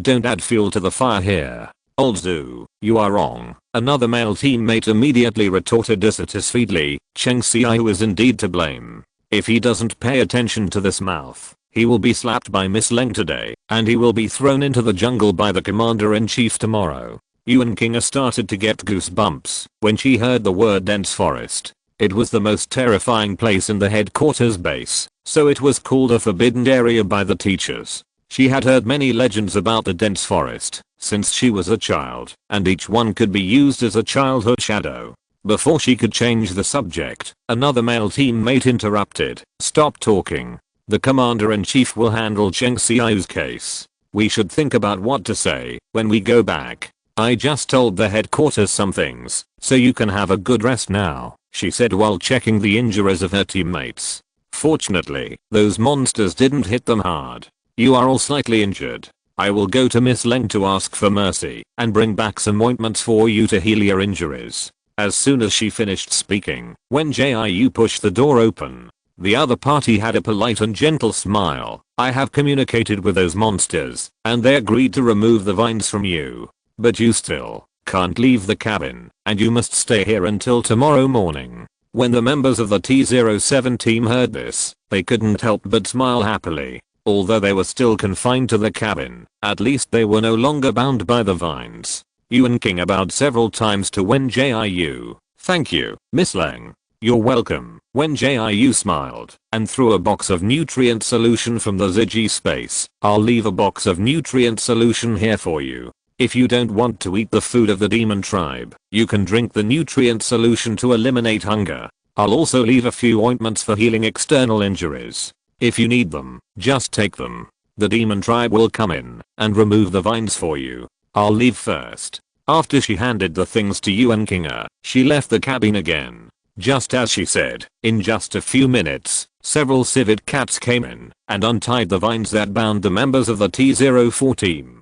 Yuan Kinga replied ointment to the injured teammates one by one, and when she looked up, she saw Cheng Xiaoyu, who was bowing his head and not saying a word. He was still tightly bound by the vines, and there were bright red slap marks on his thin face. I don't know if it was because Cheng Xiaoyu offended Leng Qi. No demon tribe was willing to come and remove the vines for him. Even when her teammates spoke up to plead for Cheng Xiaoyu, the monsters retreated without a second thought. So now everyone is free, except Cheng Xiaoyu, who is still unable to move. What kind of rope is this? It can't be just vines, right? A male teammate exclaimed in surprise. I've been studying it for more than 10 minutes, and I can't break it even with all my powers. The other party originally wanted to help Cheng Xiaoyu untie the vines, but he couldn't break them after trying all kinds of methods, so he could only sit there with his eyes wide open and complain. Hearing this, another female teammate sneered. If you could break it easily, we wouldn't be tied up until now. We wouldn't be controlled by those monsters and have to take them back to the base. Xiaoya, it was my idea to take Lord Shen and Leng Qi back to the base. Don't say that. Yuan Kinga put the remaining ointment in her pocket, then walked to the nutrient solution and began to check it. Although she had a good impression of Leng Qi, she still felt that it was better to be cautious. No matter what, the other party was a stranger, and as a soldier, she had to take responsibility. But as soon as she finished speaking, the female teammate said dissatisfiedly, Kinga, you are too kind, so you feel that you are not held hostage. She didn't wait for the other party to finish speaking, and took the nutrient solution and stuffed it over. Okay, stop talking. Everyone has been hungry for so long. Let's fill our stomachs first. Compared with the food sent by the monsters, she still prefers to drink nutrient solution. Seeing her like this, the female teammate shut up and stopped talking. Although she is just an ordinary medical soldier, her brother is a very powerful warrior. For this reason, everyone is willing to respect her. However, what the members of the T-07 team didn't know was that their every move in the cabin was seen by Wen Jiu and Shenzing. No wonder they couldn't break the vines and couldn't leave the cabin. It turns out that you set up a formation before. Wen Jiu was not interested in discussing these humans. She was more curious about the formation set by Shenzing. Today's second update has also been successfully delivered. Please check it out, my lovely little angels. 030. Chapter 974, The Strange 13th Military Region 1. After saying that, Shenzing replied lazily, I have to give these weak monsters the means to protect themselves. I can't run out to protect them anytime and anywhere. Small wooden houses like this are not only owned by the civet cat tribe, but also by the big goose tribe and the butterfly tribe. I stay in the Emperor's Valley all day, and they have to learn to protect themselves. However, they usually use this kind of wooden house as a shelter.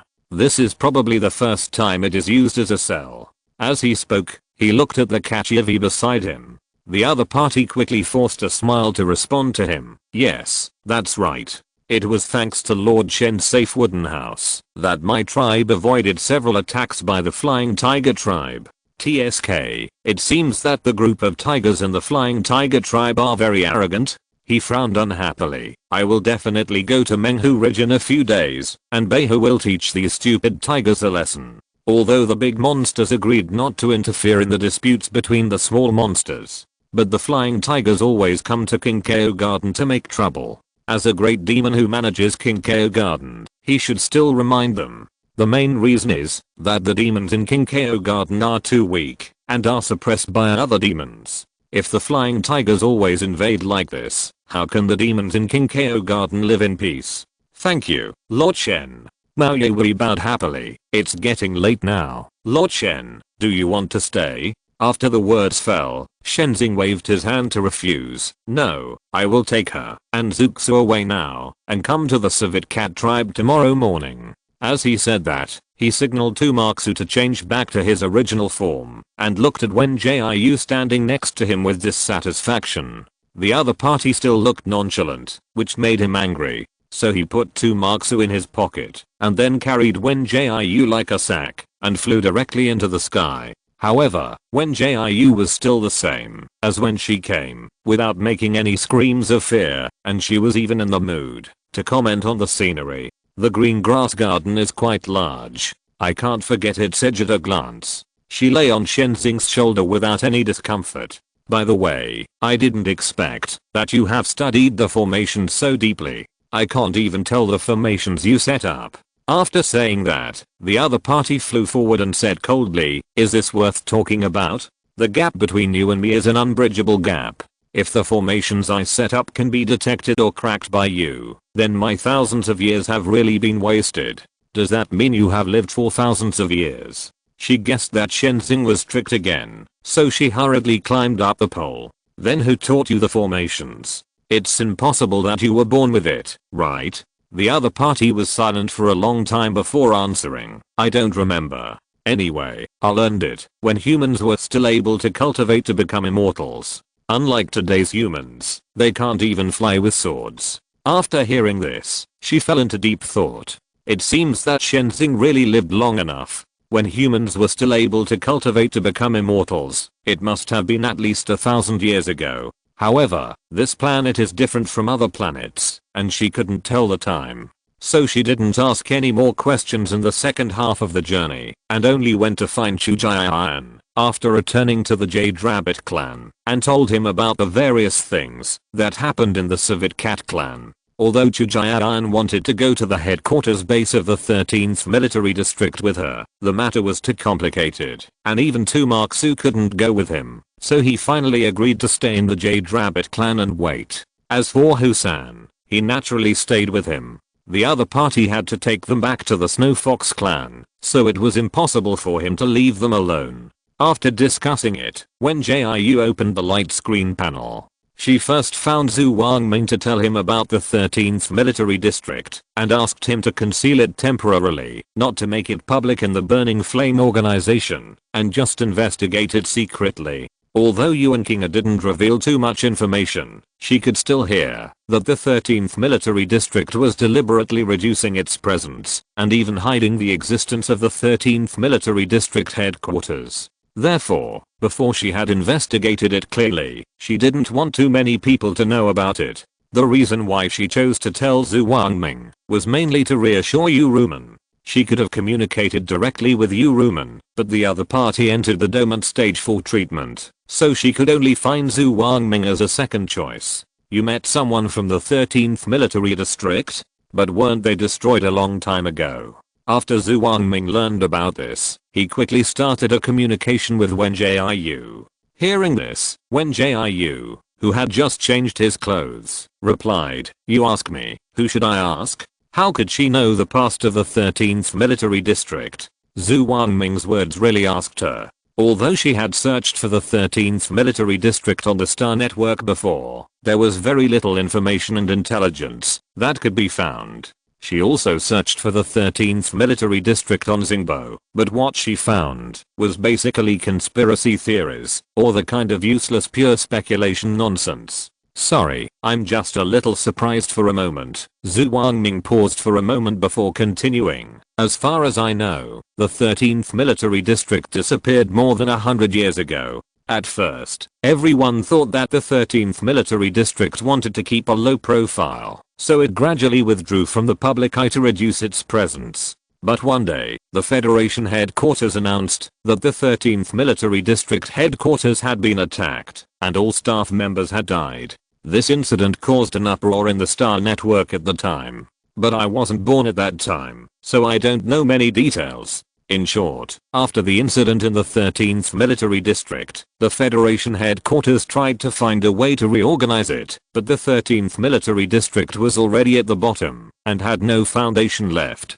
Even if the Federation headquarters spent a lot of effort, it could not be reorganized and restored. You also know that the Federation was jointly established by various military districts, and they can't always pay for the 13th military district. Therefore, over time, the 13th military district has been in name only. I thought you knew this, but I didn't expect you to be completely unaware of it. This is not a particularly secret matter." Wen Jiu listened carefully to Zhu Wangming's words, but the other party could not provide much useful information. So she pinched her brows helplessly. "I know all the things you just said. I just want to ask if you know anything else." As for the others, I really don't know. Zhu Wangming was also very helpless about this, but I can help you check it out. It just takes some time. Hearing this, she breathed a sigh of relief. Then you check it out first, and remember to keep it confidential. And when the teacher wakes up, remember to send me a message. To be honest, the matter of the 13th military region still made her a little creepy. The military region that suddenly collapsed overnight actually appeared here. It was like a dead person suddenly resurrected. Although she didn't find it scary, it was really weird. Source. The third update was also successfully delivered by the little author. Please check it quickly. Little Angels. Chapter 975. The Flying Tigers appear again. 1. The next day, just as the sky was turning pale, Wen Jiu was awakened by a knock on the door. She got out of her sleeping bag in a daze, and when she opened the door, she saw the cold face of Shenzing. So she slammed the door again, causing him to almost bump into it. Wen Jiu. Hearing the sound, she just washed, changed clothes, and packed her sleeping bag in silence. After changing into combat boots that were convenient for fighting, she drank the nutrient solution, and walked out slowly. You are fine. Shenzing glared at her angrily. Seeing this, Wen Jiu pretended not to understand and shrugged. That's true. Although she didn't have a bad temper, when she got up, seeing Shenzing's cold face early in the morning, anyone would want to run away. After drinking the nutrient solution in her hand, she put the empty bottle back into the Ziggy space. Are we leaving now? She yawned as she spoke. The main reason was that she slept late yesterday, so she was still a little sleepy at this moment. Hearing this, Shenzing rolled his eyes mercilessly. Have breakfast first. Do you want to go to the civet cat tribe to eat porridge? After he finished speaking, he floated towards the kitchen, not even bothering to give a glance to Wen Jiu behind him. However, the other party did not care, just walked forward slowly. Lord Shen, Miss Wen, 2 marks who served 2 bowls of freshly cooked black rice porridge. You came at the right time. I cooked some black rice porridge and fried some shredded potatoes. I almost forgot that I also steamed buns and steamed buns. He could not go to the base of the 13th military region with them, so he could only make breakfast and wish Wen Jiu and Shenzing a safe journey. However, Wen Jiu had drunk the nutrient solution before, and now he really couldn't eat anything, so he took a lunchbox to pack a few buns and steamed buns, thinking that he could take them out to eat when he was hungry on the road. Taking advantage of the time when Shenzing was eating breakfast, she also went to find Chujian and Husan to tell them that she was about to leave. The man and the fox kept telling her for a long time, until the Mirage Star River came over. The other party picked her up and flew towards the vast and blue sky just like yesterday. On the other side, because the members of the T-07 team were always alert, they all woke up at dawn. It was Yuan Kinga and another teammate's turn at the moment, so she moved the box of nutrient solution over and then distributed it to other teammates while checking it. Kinga, do you think they will really come today? The female teammate who had a good relationship with her took a sip of the nutrient solution. Hearing this, she nodded very affirmatively. They will come. Although the girl named Lenki was a little strange, she always felt that she was not a person who would go back on her word. Well, let's hope so. The female teammate drank up the nutrient solution in her hand. Our wisdom ring is still in Miss Leng's hands. If she breaks her promise and doesn't come, we are afraid we'll be trapped here to death. As soon as the other party finished speaking, another male teammate said, not really. Kinga still has a communicator in her hand. At worst we can send a distress signal to the headquarters. The headquarters can't ignore us, so you don't have to think so much. Miss Leng said she would come, so she will definitely come. She didn't want her teammates to be so discouraged. Instead of guessing the worst outcome here, you might as well think about how to get back to the base. After she finished speaking, the other teammates realized the problem. Because they really broke into this place accidentally, they had no idea how to get back. For a moment, everyone fell into silence, thinking about how to get back to the base. Seeing this, Yuan Kinga sighed helplessly. It would be great if Miss Leng could give me the identity token, so that I can use the token to activate the navigation of the communicator. That's right. The teammate sitting next to her slapped his forehead. As long as we can find the signal of the headquarters base, we can turn on the navigation system to find the way. Even if everyone found a way to go back, the atmosphere did not become lively. Because they all knew that this matter was not up to them, and everything was controlled by the girl named Lenki. Wen Jiu sneezed as soon as he landed, which made Shenzhen quite disgusted. He couldn't help but teasing, "Oh, is it because the wind was too cold in the morning that you caught a cold?" Yes. Wen Jiu silently wrapped his coat tightly. "Or you can take me back. I caught a cold and need to rest." His face darkened when he heard this. "You're dreaming. You have to go with me, even if you are freezing to death." After that, he floated forward on his own. He really hated Wen Jiu. He always had so much to say that he was speechless. Since he couldn't fight back, he would just hide. Seeing this, Wen Jiu first took out a hat from the Ziggy space and put it on, and then trotted to catch up with Shenzhen, who was floating in front. They entered the territory of the civet cats one after another, greeted Mao Yewei, who came out to greet them, and asked about the situation of the T-07 team, and then walked straight towards the direction of the magical cabin. Yuan Kinga had just put the empty bottle back into the box when she heard uneven footsteps. She quickly winked at her teammates, indicating that someone or a demon was coming.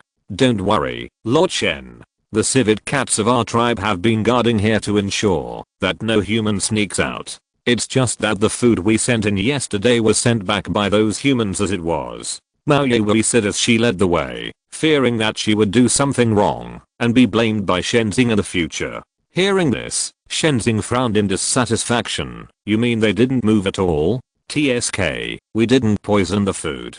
Maybe it's because I left other food for them yesterday." Wen Jiu interjected at the right time to help the T-07 team, so they didn't eat the food sent by the civet cat tribe. After her explanation, Mao Yewei secretly breathed a sigh of relief, and Shenzhen's eyebrows and eyes also relaxed a little. After hearing her voice, Yuan Kinga inside the door also felt relieved. "You woke up really early." She found that the members of the T-07 team stood up as soon as she entered the cabin. "I see you are all ready, so why don't we set off now?" In fact, she was also in a hurry. She originally thought that she would be able to return to planet 3047 soon, but she didn't expect such a strange thing to happen suddenly. So she wanted to go to the headquarters of the 13th military region as soon as possible, and after understanding it clearly, she would rush back to the Jade Rabbit tribe to complete the contract. As soon as she finished speaking, Yuan Kinga nodded and said, "Of course.